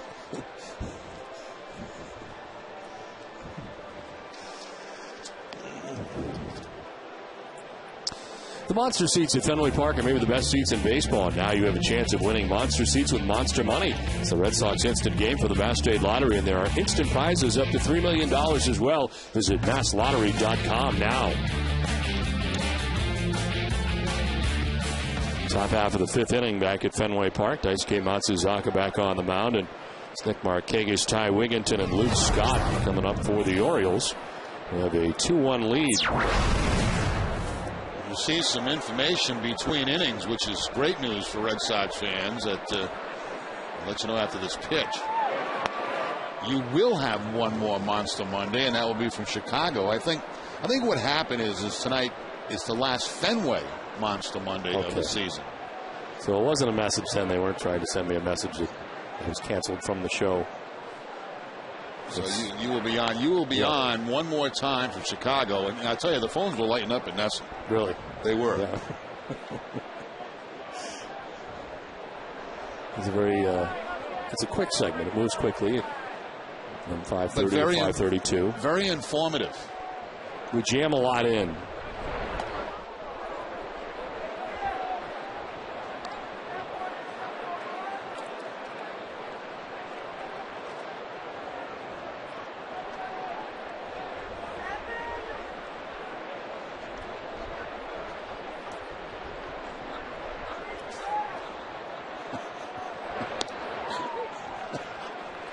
Having a good time? Yeah, I just heard that they were supposed to have Michael Jordan and Mike Dicker on, but they bumped them off to have you on in that segment. So feel free, be good. It's going to be some good stuff. I'm waiting to bring my big stuff with me. The last appearance on Monster Monday from Chicago. 2-2 is a swing and a miss. Markakis strikes out. Fourth K for Daisuke. Let's check in with Heidi. Well, Don, along with the September call-ups, the Red Sox typically have the AAA manager come out to help the Sox staff, and that is the case this season as Torey Lovullo came up to help out the big club. Terry Francona was asked, what's it like having him here? I thought we were really lucky to be able to hire him. You know, when RJ came on board, I think you've been around that side of it enough. You know how important we consider that job, because there is a lot of communication. And it's kind of the finishing point for a lot of guys that come up here. But he's conscientious, he's smart, he wants to learn. There's a lot of good things. We're really lucky. Big asset to our organization. Now, Francona also said it's a huge asset because there are so many of the younger players here that Lovullo worked so closely with this season. Prior to the Paw Sox, Lovullo was the manager of Cleveland's AAA team in Columbus last season. Don? All right, Heidi, thank you very much. A pop-up to the right side that Victor Martinez will handle. You know, it's amazing, especially this year, the number of guys that are up and down. I talk about the communication level. That communication was going on a daily basis, getting guys up here from wherever the Paw Sox were this year, on the road, at home, in the middle of traveling. They had to get guys here rapid fire every day. They had somebody coming and going. So more than years past, no doubt about it, because of all the injuries. And, you know, it gives you an idea of how difficult it is to manage at the AAA level, because you never know from day to day what your roster is going to look like. And it's very hard, too, from a roster standpoint, because you have guys who are happy to be there. You have guys who are clearly not happy to be back from the majors. And you're trying to make sure the guys that come back that are disappointed don't mess with the guys that are happy to be where they're at on their way up. You got a lot of different people with a lot of different thought processes, and you got to build a lot of guys up. Some guys come up here, they fail, they come back, and you got to try to build them back up again. It's an extremely important position in the organization. That's one thing I did notice. I got called up to AAA with about, I'd say, 3 weeks left in the season. It was my only AAA experience. I was fortunate to make the big club the next year, but there was some miserable people at the AAA level. Sure. I mean, it was unbelievable. I'm having the time of my life, you know, thinking I'm moving up and finally getting to fly to places and all this. And I never heard so much complaining in my life. You know, one of the tougher things is, too, it is great. The Paw Sox are so close. The relationship has been tremendous for years and years. But the games are on in the clubhouse, and they sit there and they watch the Major League guys play. Yeah. And they were just here. And a lot of times you hear guys in the clubhouse saying, oh, I'm better than that guy. I'm better than this guy. I should be there. I should be there. But it's right there for them. And it's so close. And there are a lot of guys who come down that are not happy at all to be back. And it is the job of the manager to let him know, hey, you can go right back up again. He's got to turn some things around here. And the organization thinks highly of you and on and on. But it is a tough spot. And, of course, Ron Johnson did a very good job of that over the last many years. Torey Lovullo actually played with Terry Francona in his tenure in Philadelphia, so they have a relationship that dates back some time. I also think when the Red Sox send somebody down, they do a very good job explaining to them why they're going down and what they have to do down there to get back here. I think they do an excellent job meeting with players and explaining to them, what's expected of them when they go back down to the AAA level. 3-2 pitch is in the dirt, and Luke Scott's down to first base on the walk.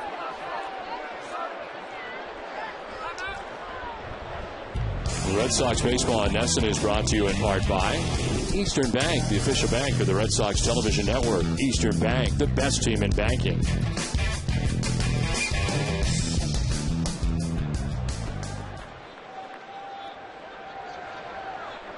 Teams also view their AAA team differently, organization to organization. There are some organizations that will have the majority of their prospects at AA and have really an extension of the Major League team at AAA. So you get a lot of older guys with a fair amount of Major League time kind of waiting to be called up to the Major League team. And it's different kind of for every organization how they do it.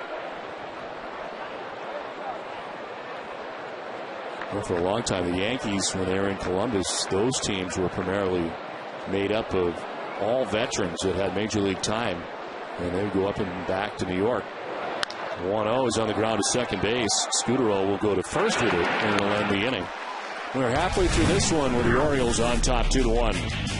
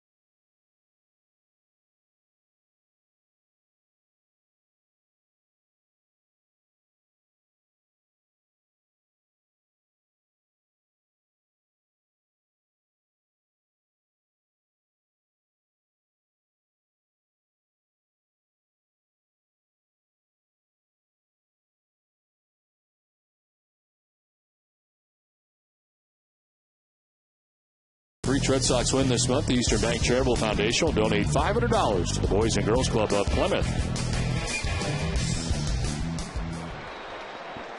It's the last half of the fifth inning at Fenway Park. Orioles on top 2-1. And Ryan Kalish, number 9 man, leading it off here in the fifth.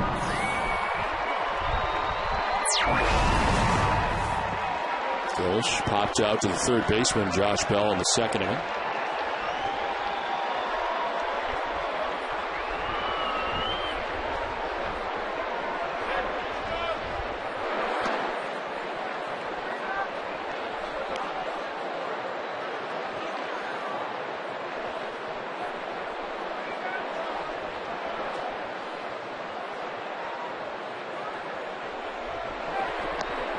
in the dirt, and it's 2-1. And Mattis having to throw a lot of pitches early, 51 pitches through the first 2 innings. His 89th is on the ground to short as Turris has got it. 1 down here in the 5th. Friday at 5:30, Red Sox chairman Tom Werner takes you into his home for a look at his life away from Fenway and the work that he does through the Red Sox Foundation on the all-new After the Game. Presented in part by Boston area Lexus dealers. Learn more at NESN.com/afterthegame. 1 out in the 5th inning. 5 in a row retired by Mattis. And here's Marco Scutaro.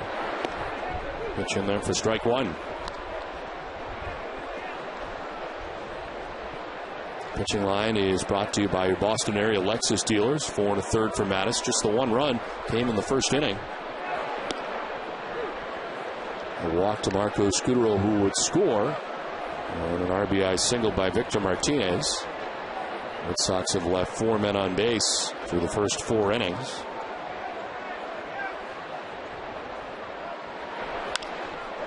Grounded foul.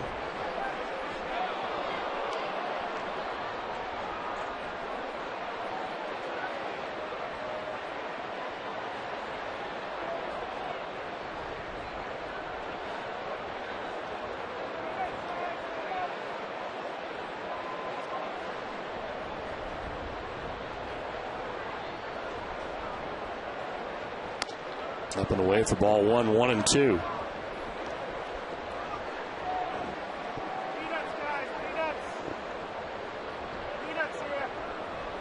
The Orioles overall 59-90 heading into tonight's action. A 1-2 pitch. Scutaro lays off, and it's 2-2.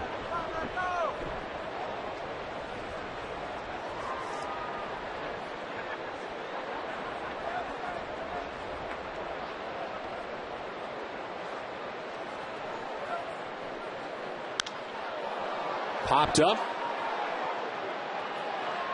Roberts, the second baseman, will put it away, standing on the dirt of the infield. 2 down.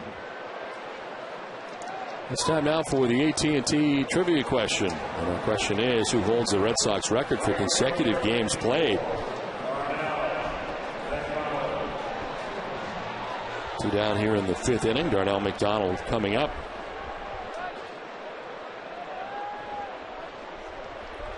Donald singled in the first inning, flied out to center in the 3rd. He is 1 for 2 in the game tonight and has one of only 3 Red Sox hits.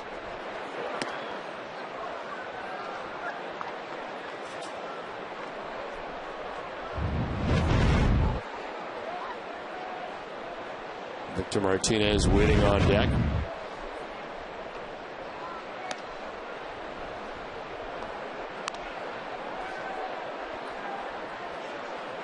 Sacrifice fly for Alex Rodriguez as the Yankees on top 3-0. Ivan Nova has given up just 1 hit through the first 5 innings for New York.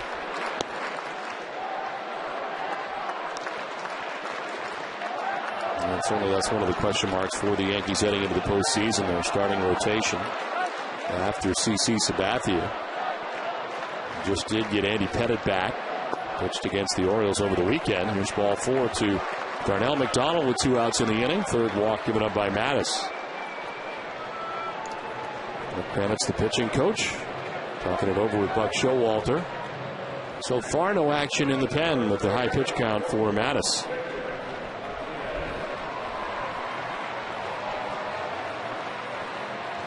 The league leaders are brought to you by Olympia Sports, the official sporting goods retailer of the New England Sports Network. And against left-handed pitching, this is where Victor ranks in the American League, updated with tonight's numbers. First an average of .401 against left-handed pitching. And tonight for Victor, he is 2 for 2, single and a double. As he takes ball 1 away. There is action now, and it is David Hernandez who's about to start to warm up.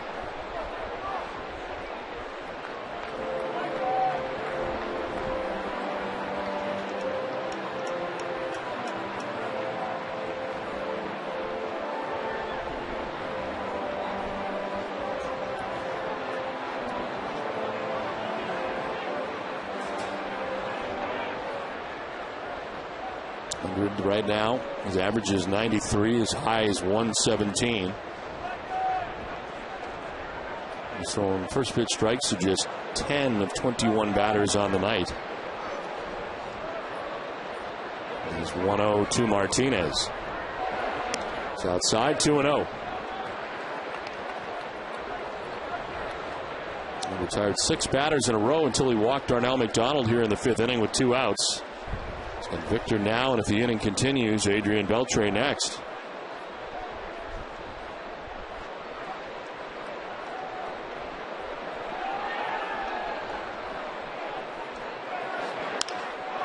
Fly ball to right center field. Over is Markakis. The right fielder make the catch. It ends the inning. 5 full done from Fenway. 2-1 Orioles.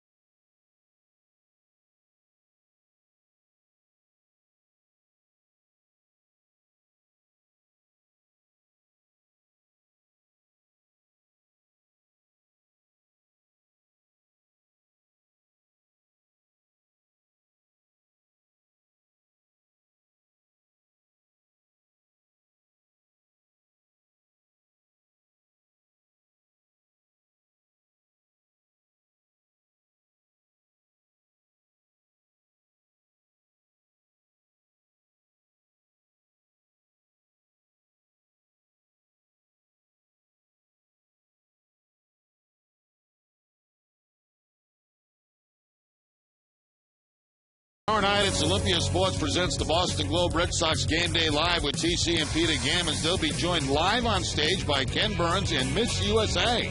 Tune in for that and much more tomorrow at 6 only on NESN.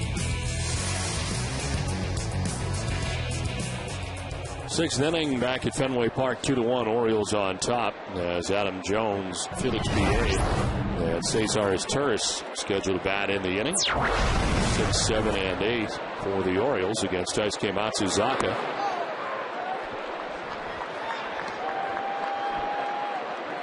Adam Jones has struck out and flied out to the warning track in right field. 0 for 2 in the game.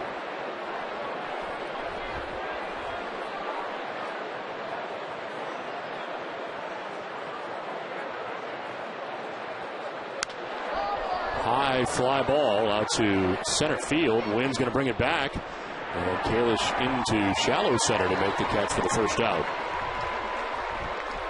Tune into NESN every game night at midnight for the Sox latest matchup to be replayed in a convenient 2-hour format on Sox in 2, presented by Ace Tickets. Great seats at great prices.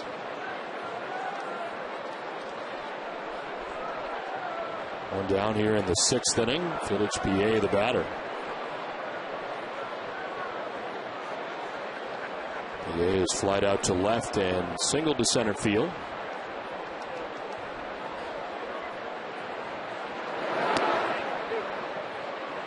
The pitching line is brought to you by Ace Ticket. And for Matsuzaka, has thrown 86 pitches, 5 1/3, 5 hits, 2 runs. He's walked 4 and struck out 3.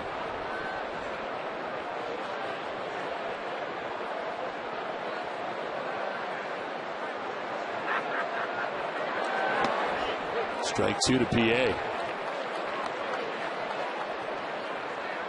It's a stage of the ball game that John Farrell was talking about earlier in his interview with Heidi. Daisuke has been running into some trouble in the 5th, 6th, 7th inning. Got through the 5th without a problem. On the ground, right side. Martinez will lead Daisuke, and the flip is there in time. 2 down. It's time now for game break. And Tom Caron, TC.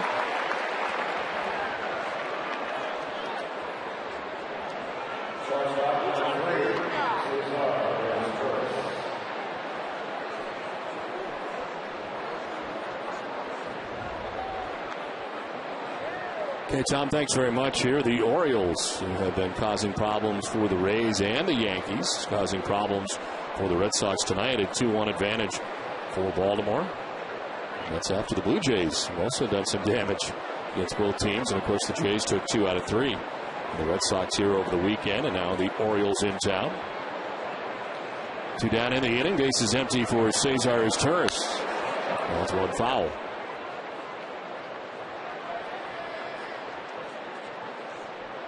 Izturis singled in the 2nd inning, reached on a fielder's choice in the 4th. He is 1 for 2 on the night.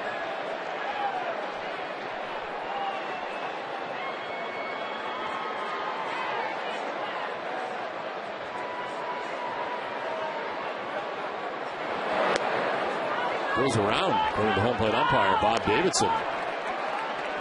Izturis didn't think so. 0-2.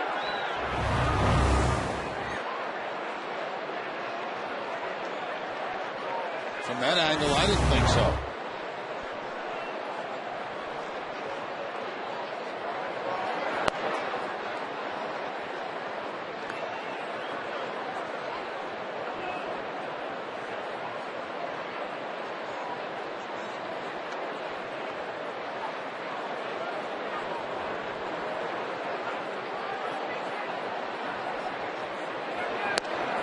Jerry, we had 22 foul balls in the 1st inning. Since then, we've had 22 more. And we're in the 6th inning. So that gives you an idea of how many there really were in the 1st inning. Now it's just starting to sweat them out now. I wonder what the record for foul balls in a game is.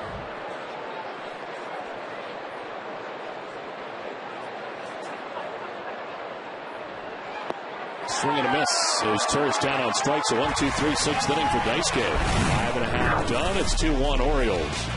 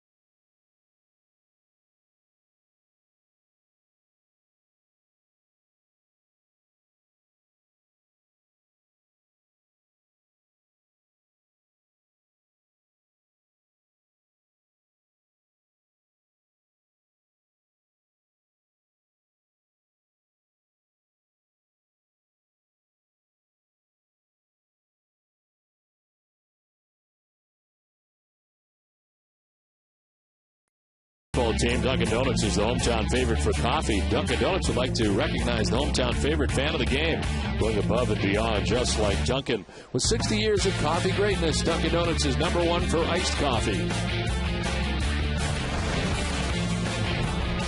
2-1 Orioles on top as we head to the home half of the 6th inning. This call to the bullpen is brought to you by New England Ford Dealers. The end of the game after 5 from Brian Mattis is David Hernandez. His 38th appearance, 7-8 record, 4.56 ERA. He misses to Beltre, and it's 2-0. Hernandez has worked in 73 innings, and opponents are hitting at .245 against him. His 7th win of the season against Toronto on Monday. Spent time on the DL this season. He was in the rotation earlier this year, made 8 starts, and pitched between 5 and 6 innings in 7 of his 8 starts, and then shifted to the bullpen, where he's been 1-5 since. Adrian Beltre has flied out to left and was intentionally walked in the 3rd inning.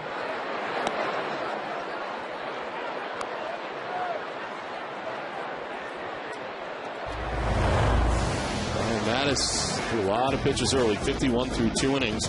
Chased after 101. He was 5 innings, 3 hits, 1 run. Pitcher record right now. As Beltre fouls it off to the right, and it's a full count. A lot of pitches to Mattis, but very effective while in there. Only 3 hits to the Red Sox, the 1 run. Walked 3, 1 was intentional. Struck out 4.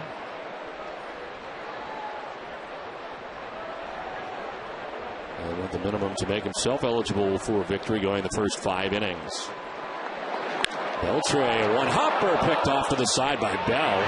Throw in time and a hot shot, 1 down. That ball looked like it was actually by Josh Bell at third base. Hit very high by Adrian Beltre. Bell playing very deep. What a nice play on that tough in-between arm. Ball hit with a lot of topspin by Beltre.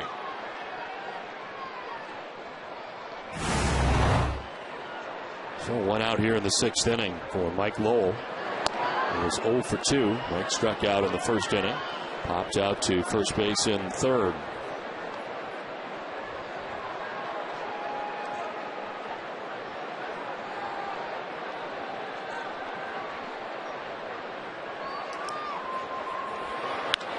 Behind foul, 1-1.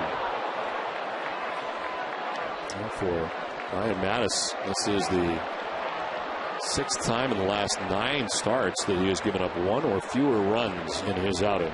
Tonight giving up 1 run in 5 innings.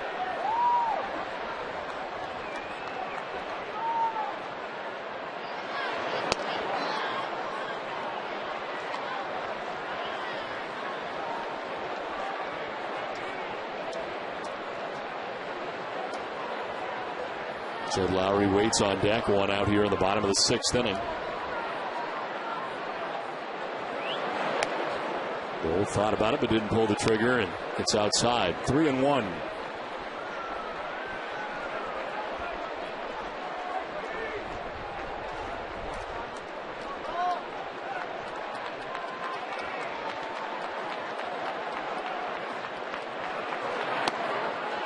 Ball 4, Mike Lowell down to first base, a 1-out walk.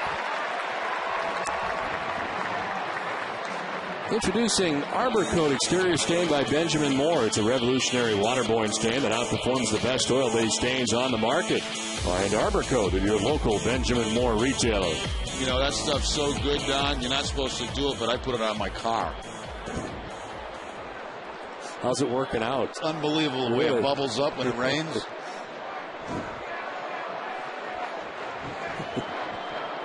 One down here in the 6th inning. Mike Lowell, first base, not held on. Williamson plays in behind him. Lowry lifts it foul and out of play. Action in the Red Sox pen for the first time tonight as Hideki Okajima, who lately has been outstanding, warming in the pen now for the Red Sox.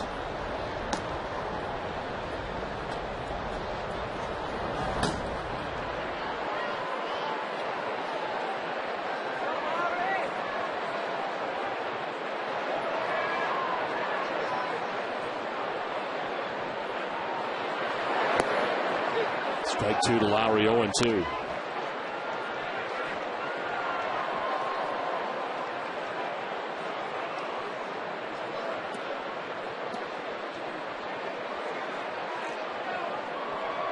David Hernandez, now 25 years old, 4-10 in the rotation last year for the Orioles.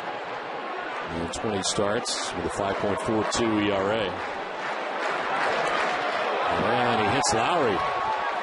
So with one out, a walk and a hit batsman, and the Red Sox have two men on. Tried to snap off the breaking ball, and he snaps it off right off the toe of Jed Lowry.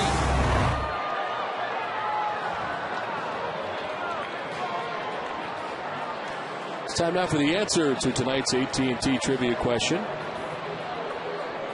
Who holds the Red Sox record for consecutive games played?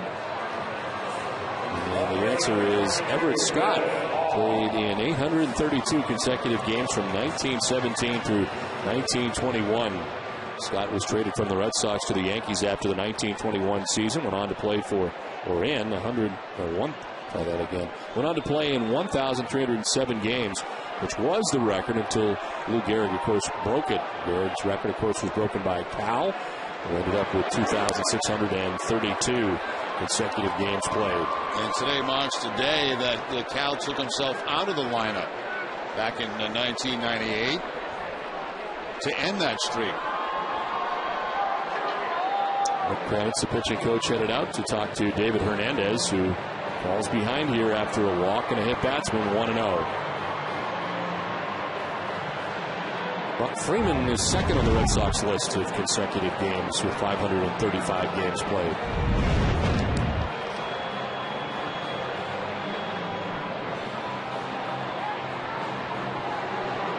The Rays have chased Novi in the sixth inning at Yankee Stadium. Tampa Bay getting 2 runs. And it is now 4-2, New York on top in the beginning of that series tonight.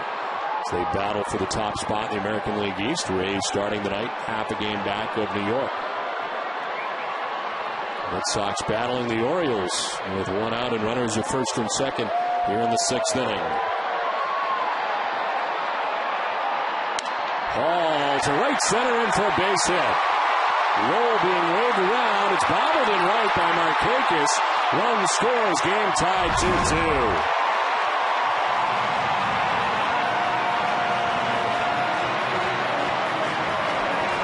Bill Hall had a tough night against Mattis, striking out twice, but this time he takes the ball to the opposite field. Red Sox get 2 base runners with a walk and a hit batter, then the base hit to drive in a run.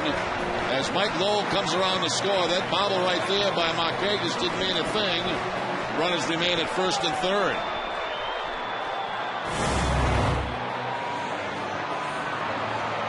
So at first and third, one out. And after Hernandez got Beltre to ground out on a hot shot, a walk of Lowell hits Lowry, the RBI single by Hall. And just like that, the game tied 2-2. Jason Varitek 0 for 2 tonight. And he struck out in the second inning. Lined out shortstop in the fourth.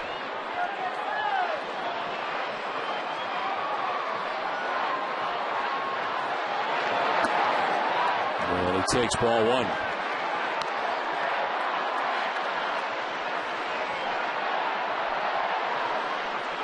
Fred Lowry at third base. Bill Hall across the diamond at first base. One out in the inning.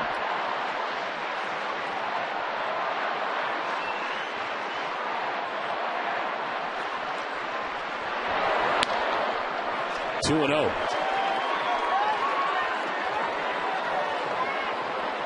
Brian Mattis no longer part of the equation.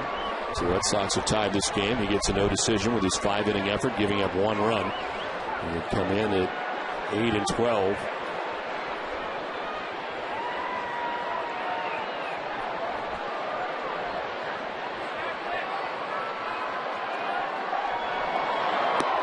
And there for a strike, and it's 2-1. No fastball there for Varitek down the 2-0 count. He gets the slider from Hernandez.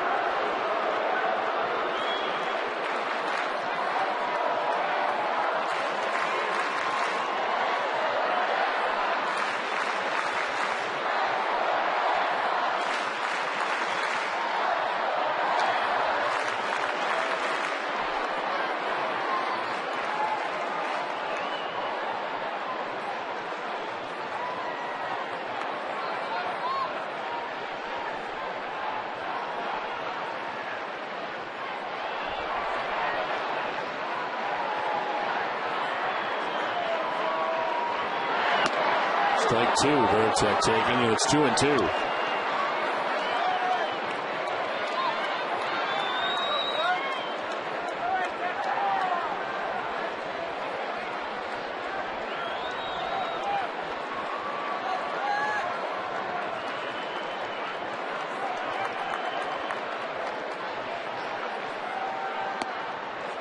Inside, full count.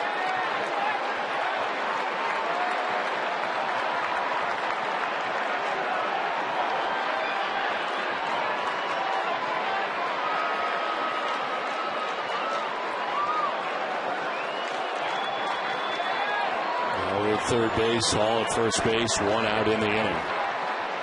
3-2 pitch to Veritek. Runner goes at first. Veritek strikes out, and the throw down. They come home with it, and out at the plate is Jed Lowry. Turns out to be a double play that ends the inning. 2-2 ball game now at the end of 6.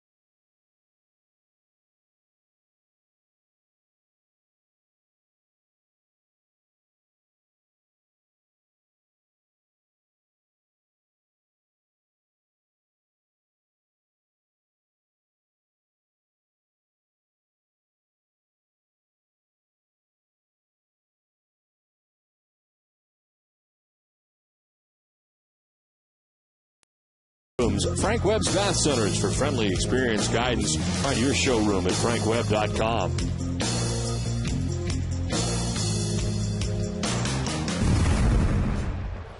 2-2 ball game. Top half of the 7th inning back at Fenway Park. Josh Bell leading it off as the Red Sox have tied the game 2-2. This is laced foul down the right field line. Well, the Red Sox get caught in a double steal. At first, the strikeout by Veritek. You see Hall stop, but the return home by his tourist in time to get Jed Lowry at home plate. Lowry did take off, too, as soon as that throw was made to second base, but still nailed at home plate.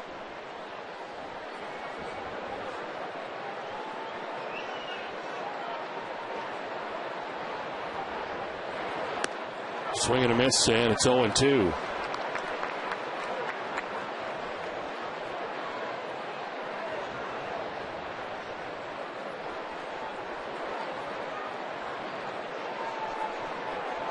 Top of the order, Brian Roberts waiting on deck.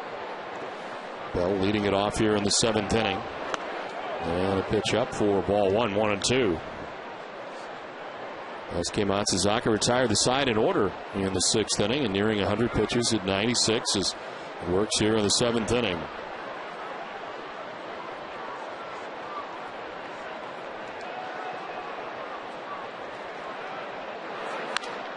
Fly ball to right field, but read at Darnell McDonald.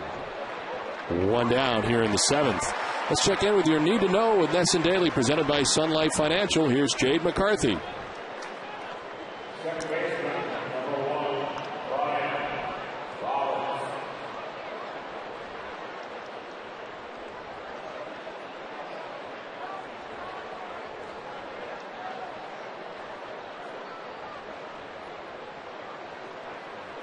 KJ, thanks very much. 1 out here in the 7th inning in a 2-2 game. With Brian Roberts standing in. He's been on twice, single and a walk. He's also lined out to left.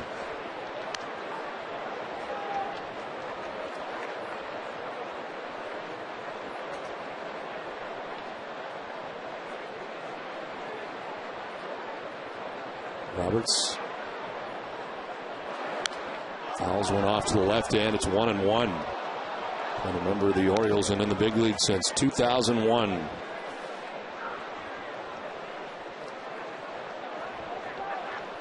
Now Tampa Bay making a comeback. 4-3 now, Yankees in the top of the 6th inning. The Yankees have brought in Boone Logan and now have moved on to their 3rd pitcher. Chad Godin in the game as the Rays are the bases loaded. 1-1 pitch misses, and it's 2-1. Dan Johnson driving in the 3rd Rays run to bring them within 1.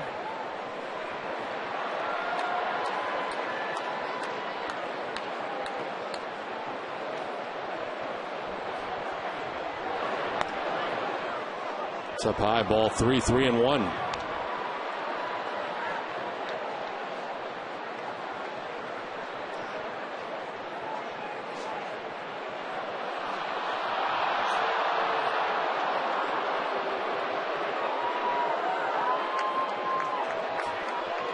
Each ball coming on the field down the right field line.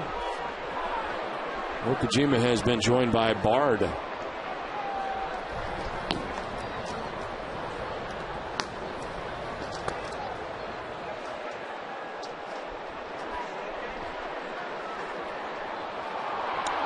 Pitch to Brian Roberts. Foul back, full count.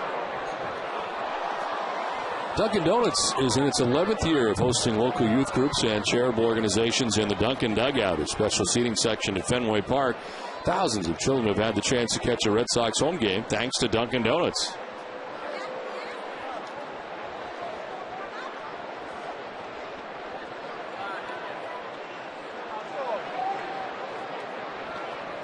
Two pitch from Daisuke Matsuzaka. And there's ball 4 and the 5th walk given up by Matsuzaka. The Amica Pitch Zone is brought to you by Amica Insurance. Amica Insurance is not just how you covered, it's how you treated. And Daisuke has 4 strikeouts in the ball game tonight. He gets Jones on a breaking ball, Wigginton on a breaking ball, then fastballs to Markakis, and a fastball to his Taurus for a strikeout. 103 pitches tonight for Daisuke Matsuzaka. Just served up his 5th walk of the game. He has walked as many as he has struck out. 1 out, 1 on for Nick Markakis.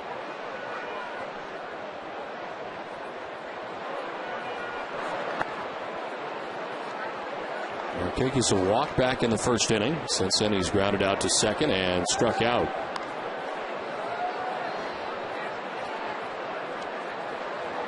And certainly Roberts at first base, a threat to steal in this situation with 1 out.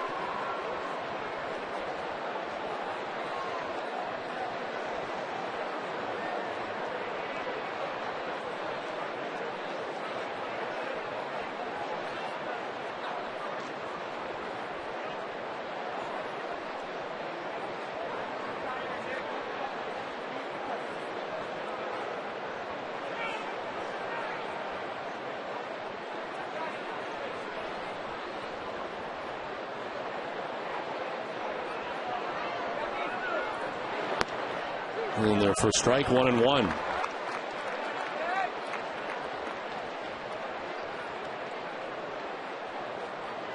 Well, Chad Godin walking BJ Upton with the bases loaded to tie the score there 4-4. The Yankees had a 4-0 lead, but that game tied 4-4 now.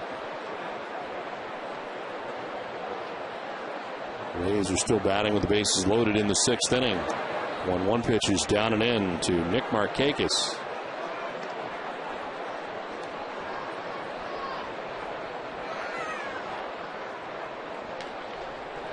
The Orioles yesterday able to get to Mariano Rivera for blown save. And a victory for Baltimore in the final game of that series against New York.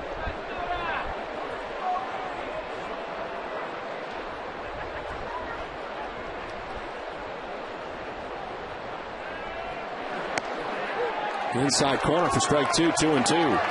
Markakis didn't think so. He thought that ball was down and in. Take a look at the Amica pitch zone, and Markakis has a point.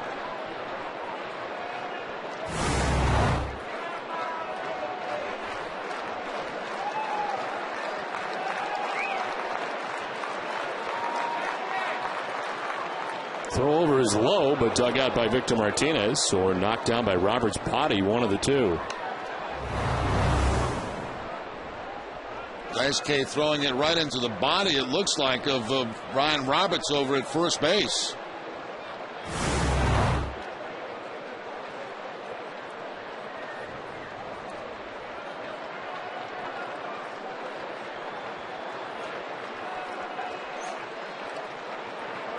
Markakis gets a piece and fouls it off to the left, out of play.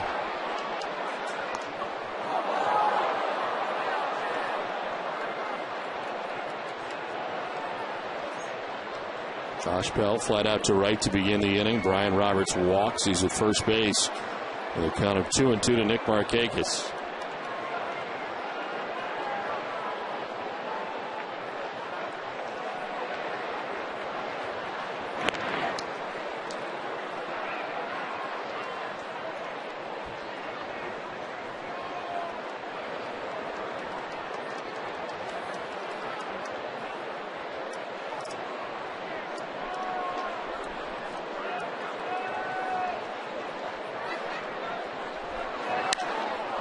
To left field, and trouble as it heads back towards the wall on a hop. Heading for third base is Roberts. He'll get there, throw to second, and Markakis is in with a sliding double. And it's second and third with one out in the seventh inning. And the second time Markakis has been outside. He walked back in the first inning. Now the opposite field double. Fastball outside part of the plate. And Markakis just goes with it to left field. So the Orioles go second and third now with one out. Here comes Terry Francona to make the move. Yosuke Matsuzaka done after 6 1/3. Game tied 2-2.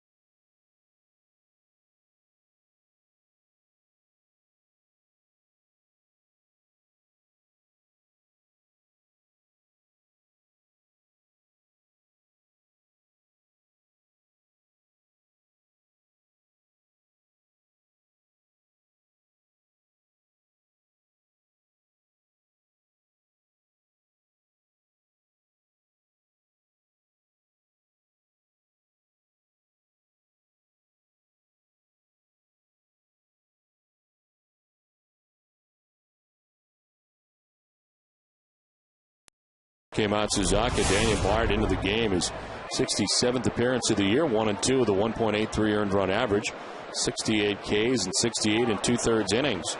It's only hitting at 175 against Bard. And it's Ty Wigginton who bats with 2 in scoring position and 1 out. And Wigginton fouls it off to our right. Gary Thorne, Jim Palmer landing between the two apparently.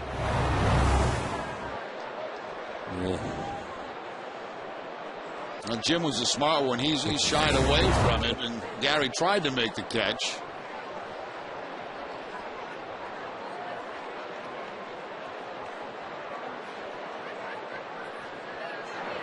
And 1 pitch fouled in that direction again. And further over this time. It's 0-2.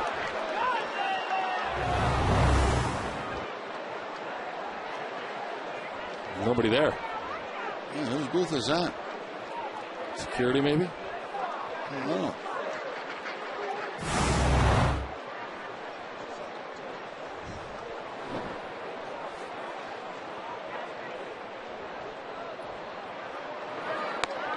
Outside and high, and it's 1-2 to Ty Wigginton.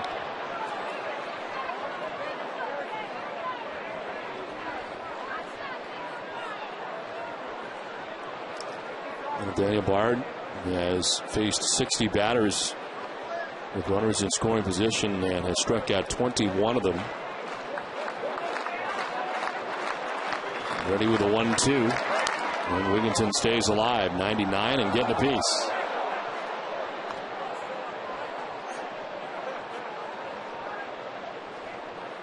Right-handed batters hitting at .214 against Bard. Lefties only at 137. It is Roberts at third base, Markakis at second base, 1 out in the 7th in a 2-2 game.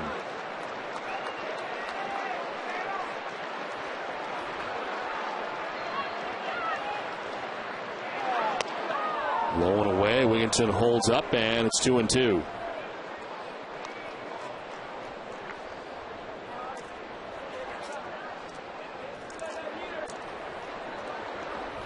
Luke Scott waits on deck.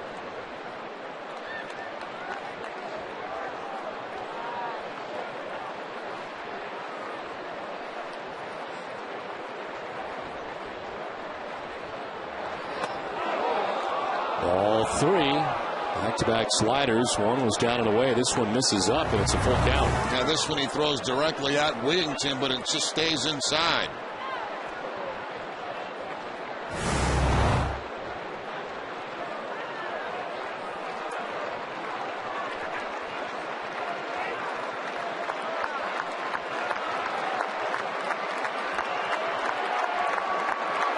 Wigginton lifts a fly ball to center field, sending Kalish back, still going. It'll take him to the base of the track to make the catch. Tagging at third is Roberts. And the Orioles take a 3-2 lead. Tagging at second was Markakis. He takes third base. And the Orioles are back on top with now 2 down in the inning. Wigginton gets his 70th RBI on that sac fly to center. Now 2 of the runs that have come home for the Orioles in this game have come on sacrifice flies. Scott back in the first inning. Now Ty Wigginton puts a good battle on Daniel Bard and gets that fly ball deep enough to get the run home. So 2 down, and Markakis 90 feet away. Luke Scott standing in. Scott has one of those sacrifice flies. It was back in the first inning to get his 68th RBI of the year. Since then, a single and a walk as he bats here with 2 outs. And there's strike 1. Mentioned that left-handed batters hitting just 137 against Bard, and Bard has only given up 1 home run to a lefty. 5 home runs altogether.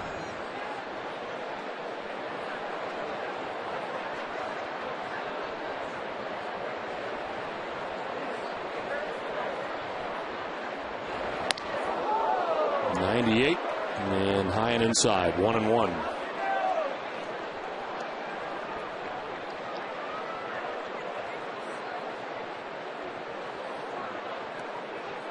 Twenty of the 27 home runs that Luke Scott has have come off right-handed pitchers.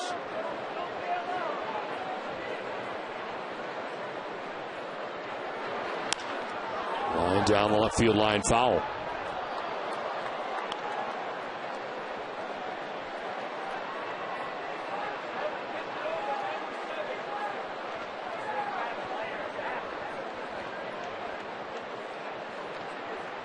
Daisuke Matsuzaka is still responsible for Nick Markakis, who's at third base with 2 down. He's been charged with 3 runs so far, and now is on the hook with the Orioles on top 3-2.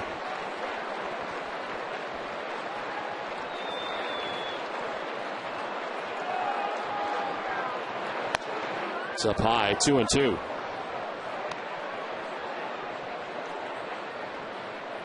Daniel Bard has allowed one of the inherited runners to score. Daisuke going 6 1/3, 6 hits so far, 3 runs, walked 5, struck out 5.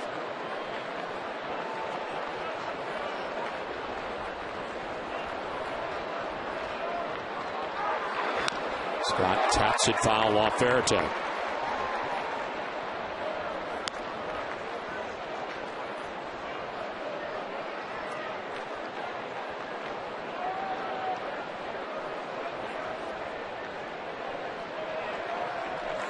Matt Weeder is on deck, 2 outs here in the 7th inning.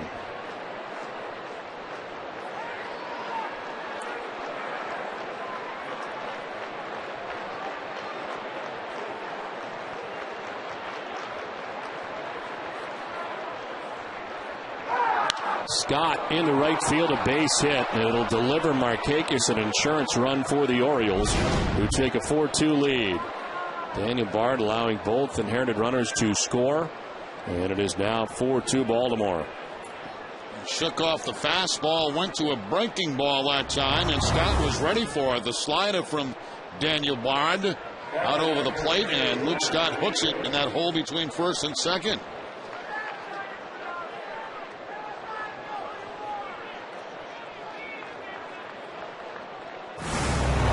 Well, here's Matt Wieters now. Scott at first base, 2 down in the inning. And it's strike 1 over the inside corner. So that closes the book on Daisuke. Matsuzaka going 6 1/3, giving up 6 hits, 4 runs, walked 5, struck out 5, and Daisuke tonight throwing 109 pitches. 71 of the 109 for strikes. Wieters takes strike 2.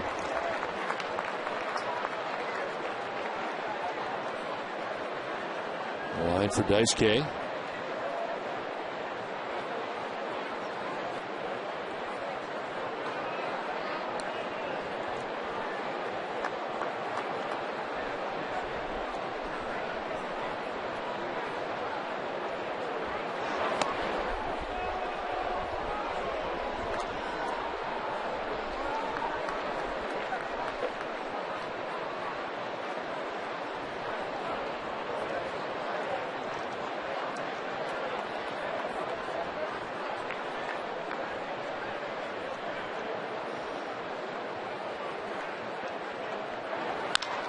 To center field, Kalish in his tracks out there, puts it away. But a 2-run top half of the 7th inning for the Orioles, who now lead it 4-2.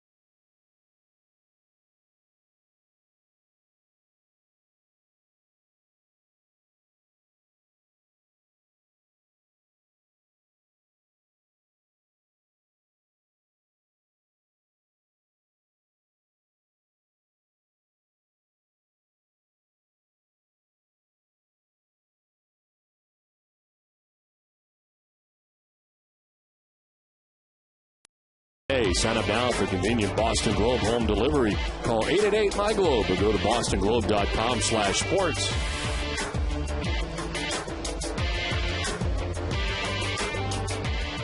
Well, the Orioles get 2 runs in the top half of the 7th inning and take a 4-2 lead. David Hernandez returning to the mound for the Orioles. Ryan Kalish batting out of the number 9 spot, leads it off for Boston in the 7th. Well, tall left-hander Mark Hendrickson warming in the pen.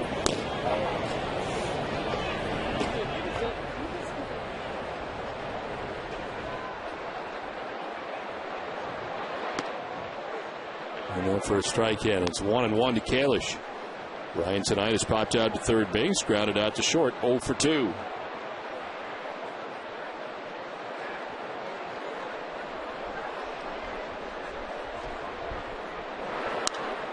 Foul back, 1-2. And while the Orioles were putting together 2 runs, David Hernandez had a 15-minute wait on the Orioles bench.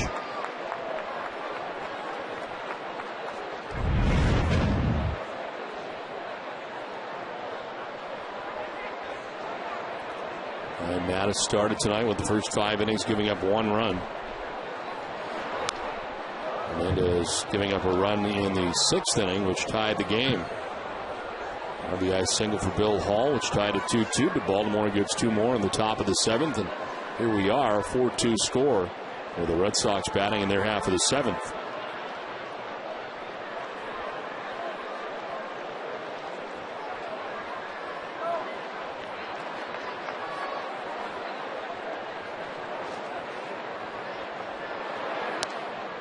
Inside, 2-2.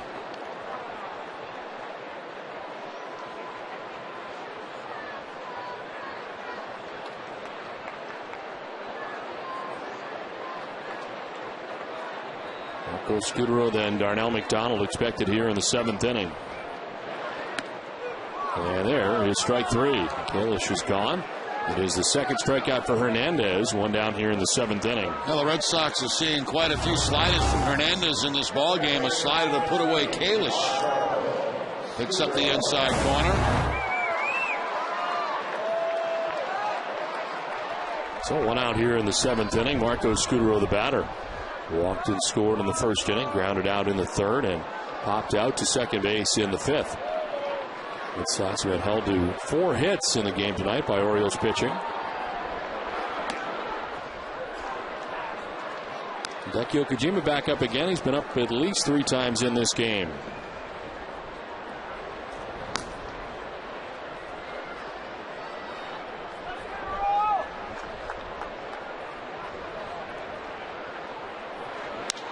Scudero hits a fly ball to shallow center. In comes Adam Jones, and he'll make the catch. 2 down in the 7th inning.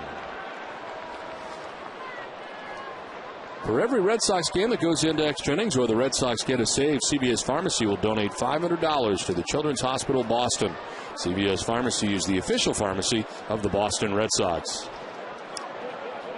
A pinch hitter coming up here as Darnell McDonald called back. Daniel Nava will pinch hit for McDonald. McDonald had been 1 for 2, a single, a fly out, and a walk.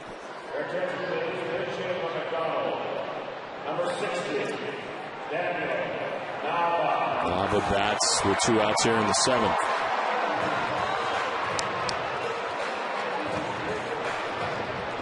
.248 home run and 23 runs batted in for Nava.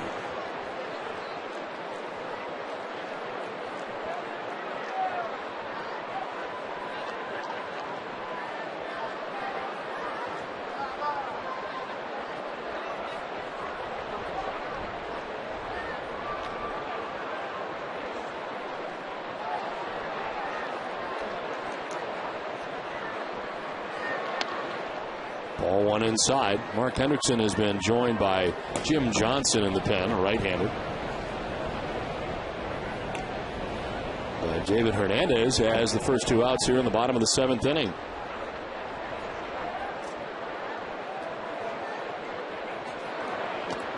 In the dirt, and it's 2-0.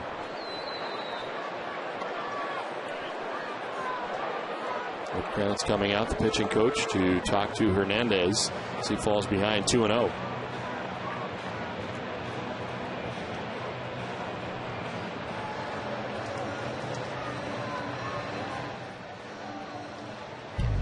Red Sox baseball in Nesson is brought to you by Eastern Bank, awarded highest customer satisfaction in retail banking in the New England region by J.D. Power and Associates.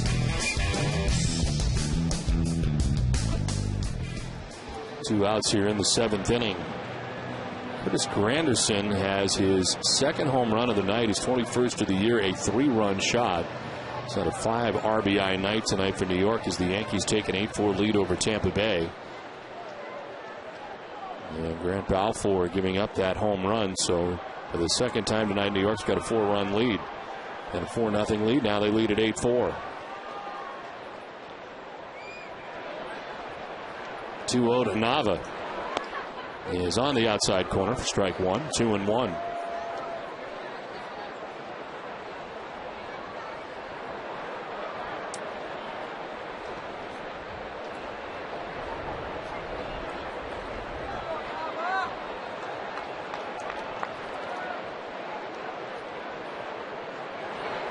Swing and a miss, 2-2, 93 on the fastball that time from Hernandez. After the meeting with the pitching coach, back-to-back fastballs to Nava.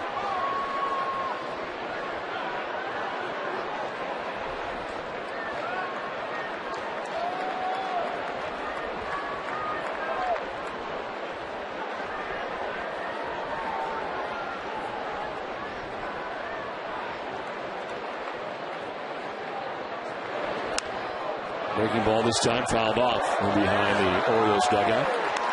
Hangs at 2-2.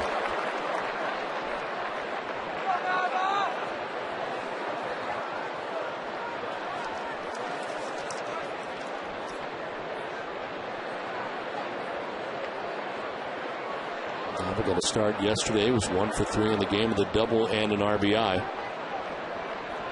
Pinch hitting here in the 7th inning and striking out to end the 7th. We played 7. It is 4-2 Orioles.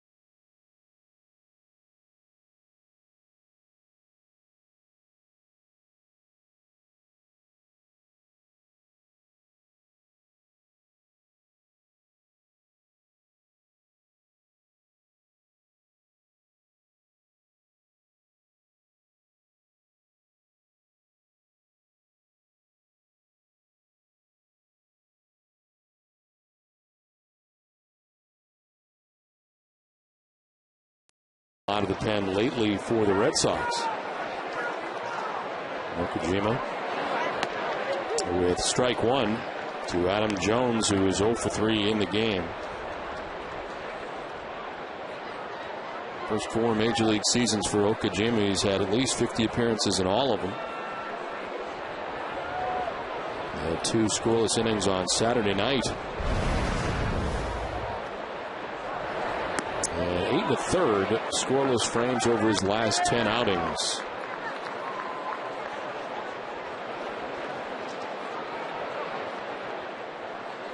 Quickly ahead of Adam Jones, 0-2 to begin things here in the 8th. Daniel Bard going 2/3 of an inning, giving up a hit and allowing 2 inherited runners to score. Didn't walk anybody, nor did he strike anybody out. It's inside, 1-2.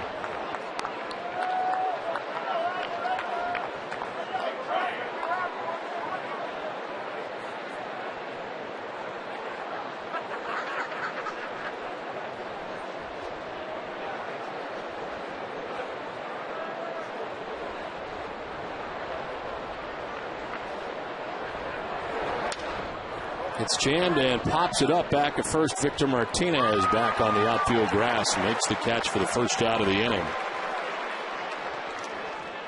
Terry Francona was asked about the recent success of Okajima, and he said, well, you know, his control's just been better. He's never going to dazzle people with his fastball. It's only the 87, 88 miles an hour. He's got that little split finger, the curveball. But deception and location. Well, since coming off the DL, a 5.85 earned run average going on the DL, 4.65 since he's lowered his ERA since coming off the DL. It has appeared in the 4 years that he's been here that in each season there is a period where he becomes tired. Yeah. And time off, and then he comes back and seems to be refreshed, and that seems to be the case again this year. I'd agree with that, Don. That's an excellent analysis of Okajima. Goes through a stretch where he seems like he gets fatigued. He needs some time off, and then after he has that time off, he comes back and he pitches better. Well, now in a stretch of 8 1/3, and he's not giving up a run. And fools PA on that pitch, 1-1.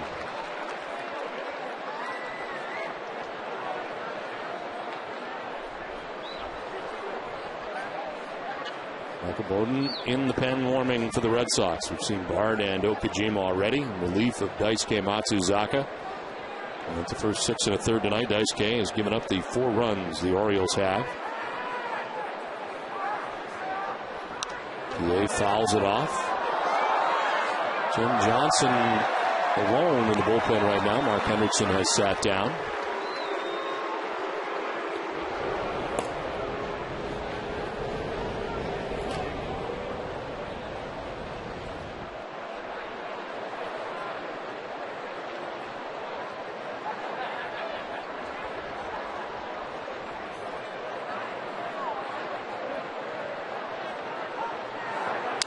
Broken bat, liner by the mound, but Scudero's got it, and the throw is just in time to get a hustling Felix Pie. Got down the line very well, 2 down. A very close play at first base. Pie hustling all the way down that line. Scudero has to go to his right quite a distance, and that side-on flip to first base will just get Pie.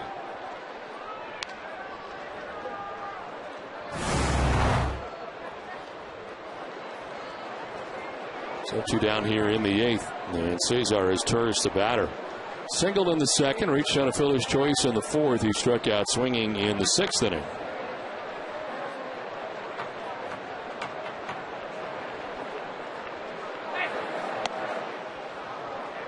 Red Sox are 5-50 when trailing after 7 innings. They trail here 4-2 as the Orioles bat in the 8th.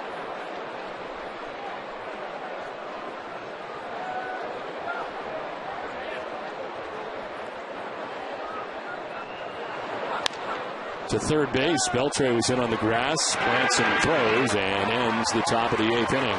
We get to the bottom of the 8th, 4-2 Orioles on top.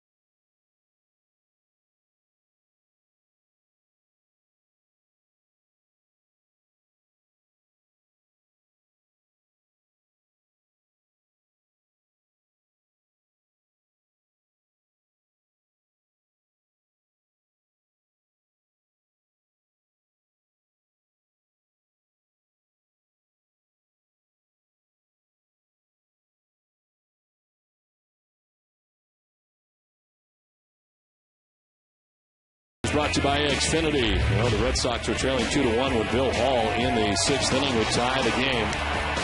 Hall with his base hit, they would score Mike Roll and tie the game 2-2. Well, the Orioles come up with 2 in the 7th inning. As Luke Scott, with his single, would score Nick Markakis. Actually, Roberts that time on his sac fly. Brought in the 3rd run, and then Nick Markakis would score the 4th run on the base hit by Luke Scott. 4-2, Orioles on top as we head to the bottom of the 8th inning. Jim Johnson in his 21st appearance of the year, 1-1 with a 4.66 ERA. And it's hitting at .341 against Jim Johnson. David Hernandez worked the 6th and 7th innings for the Orioles. 2 innings, 1 hit, 1 run. Walked the batter, struck out 3, and he's now the pitcher record as the Orioles have a 4-2 lead with the Red Sox batting in the 8th. And Victor takes strike 1. Mike Gonzalez, left-hander up in the pen.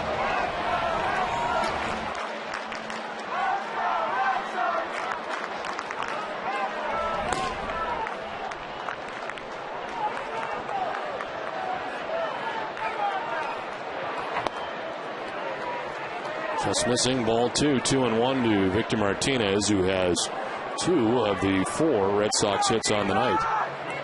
A single for an RBI in the 1st inning, doubled in the 3rd, flied out to right in the 5th.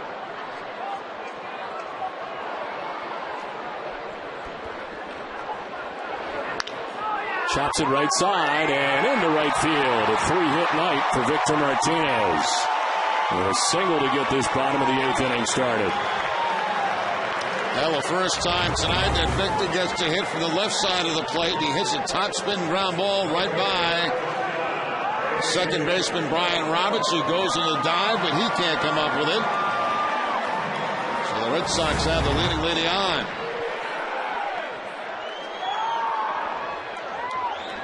It's a 10th 3-hit game of the season for Victor Martinez. Adrian Beltre, the batter.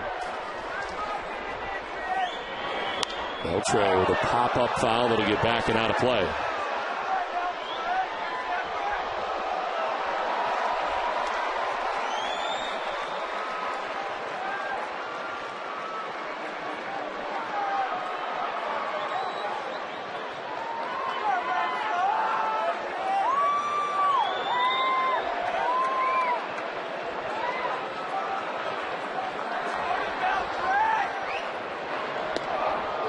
For strike 2, and it's 0-2.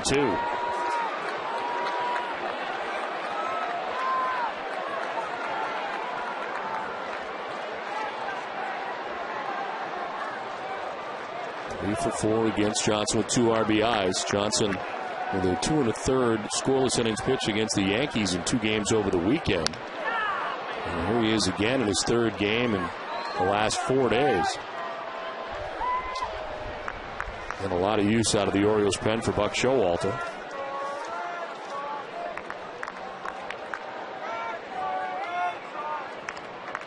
Red Sox closer starting to warm up in the pen.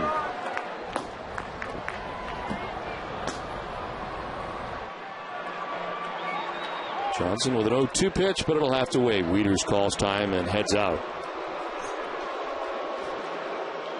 Gives us a chance to take a look at the road ahead, brought to you by Safeco Insurance. Tomorrow, Clay Buchholz gets the ball for the Red Sox, looking for his 17th win of the year. Buchholz will be making his 2nd start of the season against the Orioles. Back on June 4th at Camden Yards, Buchholz put up zeros against the O's, tossing a complete game 5-hit shutout in the Red Sox 11-0 win.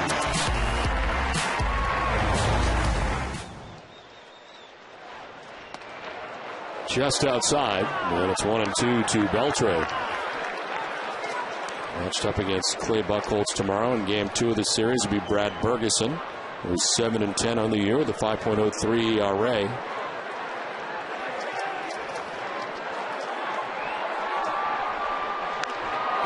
Beltre fouls it back, and then it hangs at 1-2.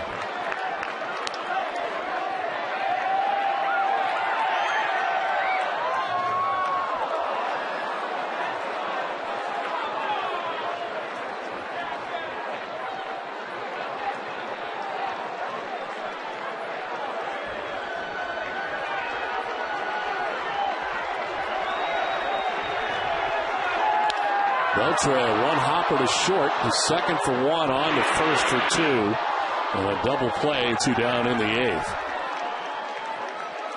Once again, that ball hit very hard by Adrian Beltre, but right at the shortstop, Cesar Torres, and from that point, it becomes very easy to turn a double play.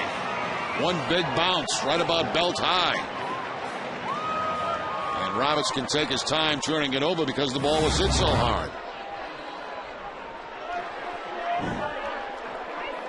2 down in the 8th. Mike Lowell, the batter, 0 for 2 with a walk. As he chops one softly left side, as Turris has got it. The throw in time, and the inning is over. We've played 8 from Fenway. It's 4-2 Orioles.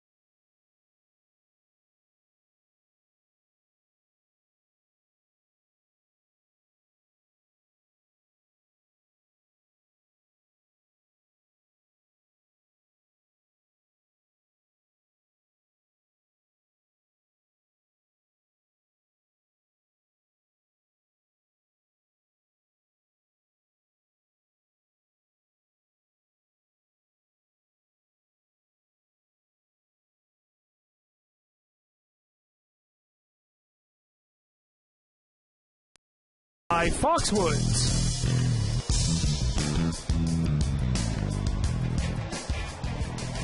4-2, the Orioles on top of the Red Sox as we head to the 9th inning from Fenway Park. And a new pitcher for the Red Sox, Michael Bowden, into the game. His 11th appearance, no record. 5.73 earned run average. He's logged 11 innings. Given up 17 hits in those innings, and opponents hitting at 370 against Bowden. Gave up 3 runs on Friday night. Second time that's happened. Did that against the Toronto Blue Jays on Friday. He's in his 5th appearance since being recalled for his 3rd stint with Boston. There is action behind him as the left-hander Rich Hill warming in the Boston pen.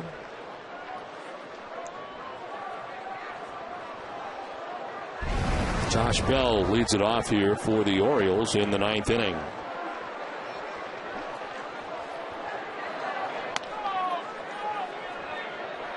Bell flied out to center field in the 2nd inning, single to right in the 4th, and flied out to right in the 7th.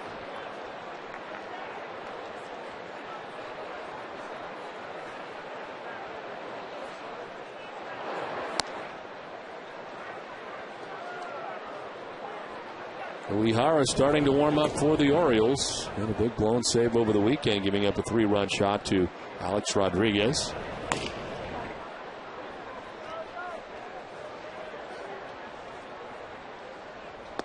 Swing and a miss, and it's 2-1 to Bell.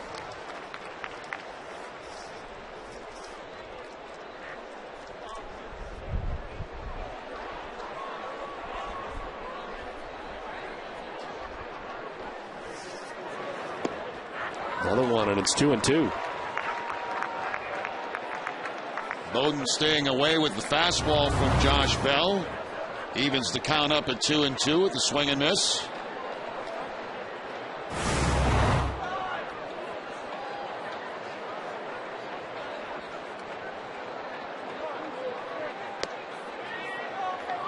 Bowden, the fourth pitcher of the night for the Red Sox. Hideki Okajima had a 1-2-3 eighth inning.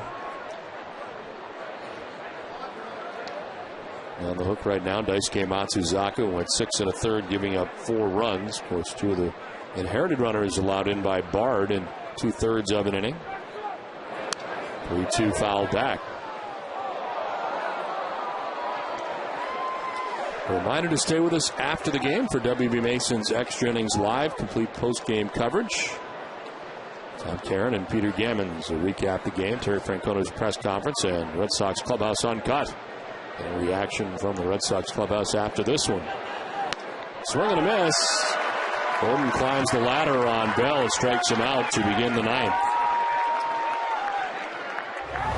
High fastball here from Bowden, just about letter high.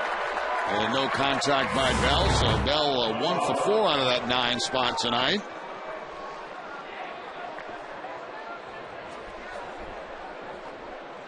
One down, Brian Roberts.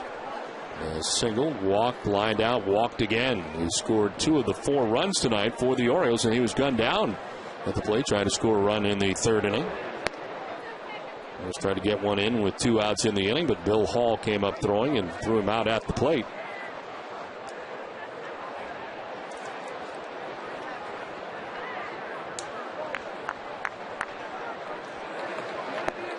Strike over the outside corner, 1-1.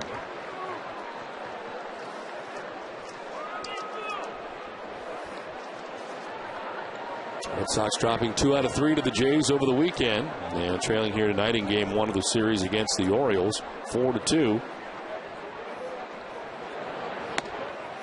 There's strike 2, 1-2. Red Sox expecting Lowry, Hall, and Veritek to bat in the 9th inning.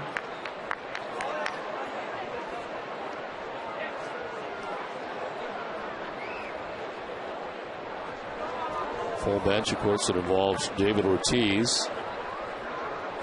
And J.D. Drew on the bench tonight. 1-2 pitch missing, and it's 2-2.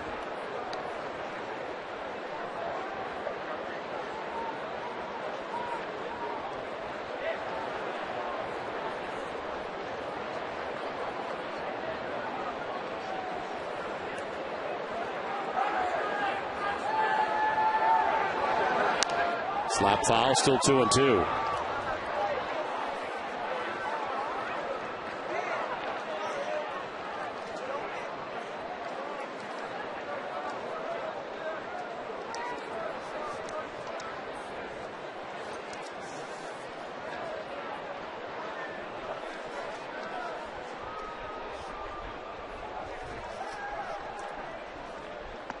Down and in, ball 3, full count.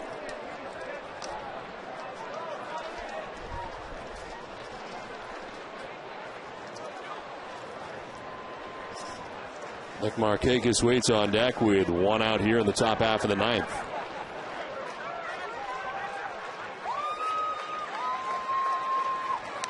Roberts fouls off another and remains 3-2.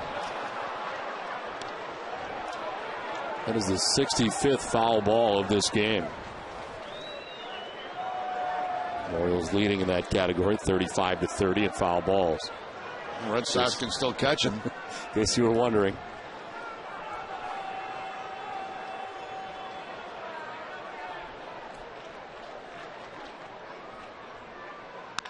On the ground foul. That's going to make it tough. It's a big one. It's a 66. Yeah. 66 is a big number when you get to that.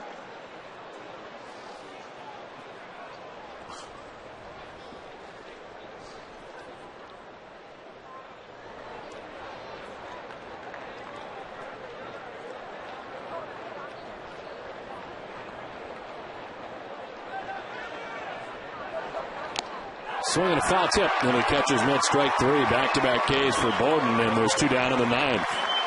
Almost the exact same location. He got Josh Bell. A fastball up in the zone, up and away.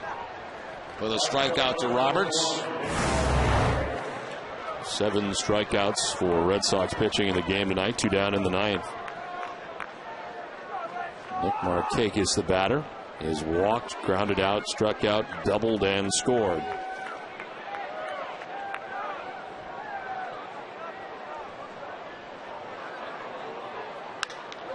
Fly ball to left field, sending Nava back to the Warner track. It's over his head and off the wall.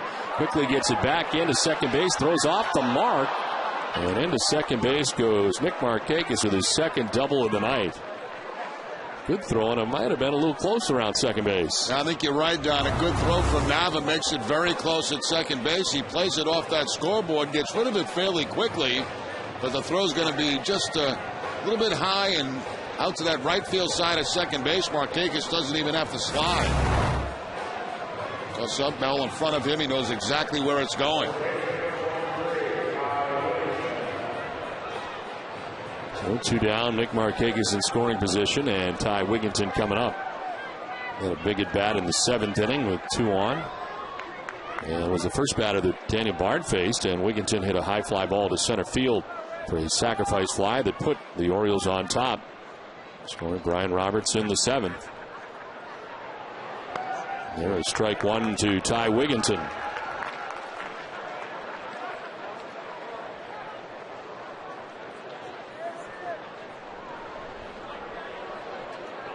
The RBI for Wigginton, his 70th of the season.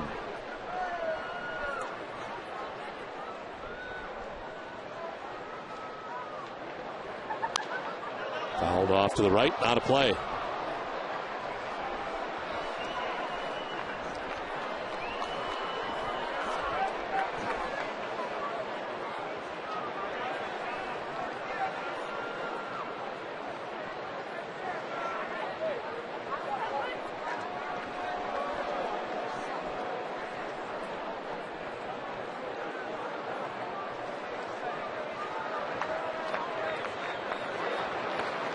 No one outside, 1-2.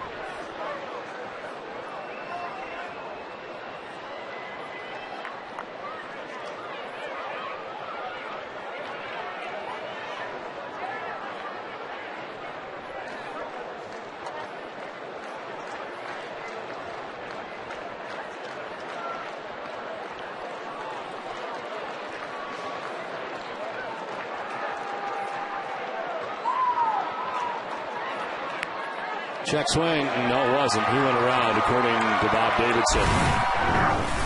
Boom, strikes out the side, 4-2 Orioles.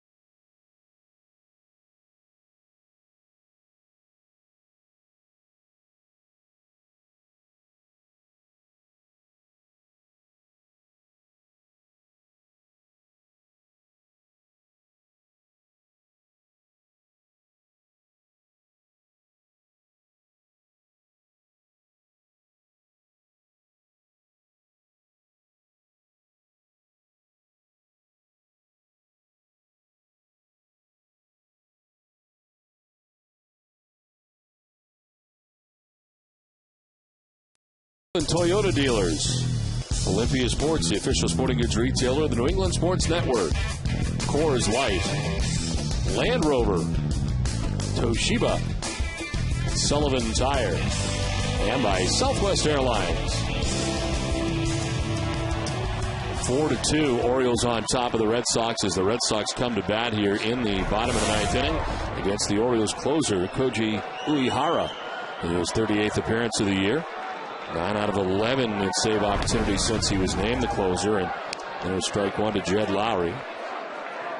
Red Sox have a full bench, as I mentioned, and J.D. Drew has already come out on deck. He would bat for Bill Hall. This is in the air to shallow center field. From left comes PA, but it is Jones in center. Calls him off, makes the catch, one down. Mentioned Uehara giving up a 3-run home run to Alex Rodriguez on Friday night, blowing his second save of the season. It was the first home run that he allowed to a right-handed hitter all year. Struck out 3 in 1 inning yesterday against New York to wrap it up. This pitch is outside of J.D. Drew, who pinch hits for Bill Hall here in the ninth. Drew, a .257 hitter, 19 homers, 64 runs batted in. 2 for 6 as a pinch hitter this year. And the strike evens the count at 1-1. Hall tonight had been 1 for 3. Single and an RBI. There's strike 2.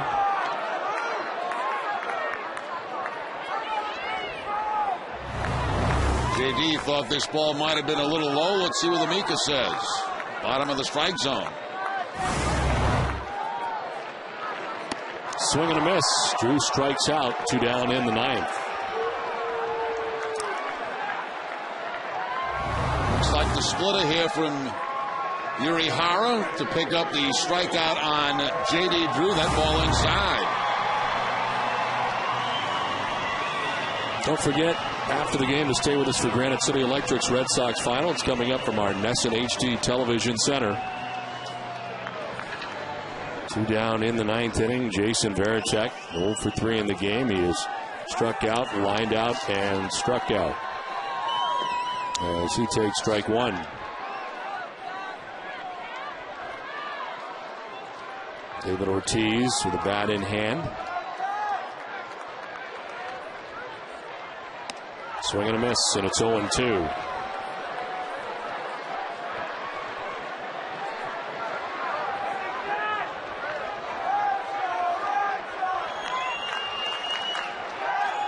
Varitek strikes out, and the Orioles take game 1 of the series.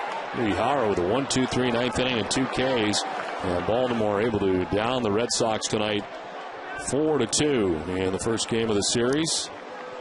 Orioles with some timely hitting late in the game, and very an outing tonight for Daisuke Matsuzaka. Ends up giving up 4 runs in 6 1/3. Yeah, you know, a so-so outing for Daisuke, but story of the game, Red Sox could do nothing offensively. You had 5 hits in the ball game and 2 runs against this Baltimore pitching staff.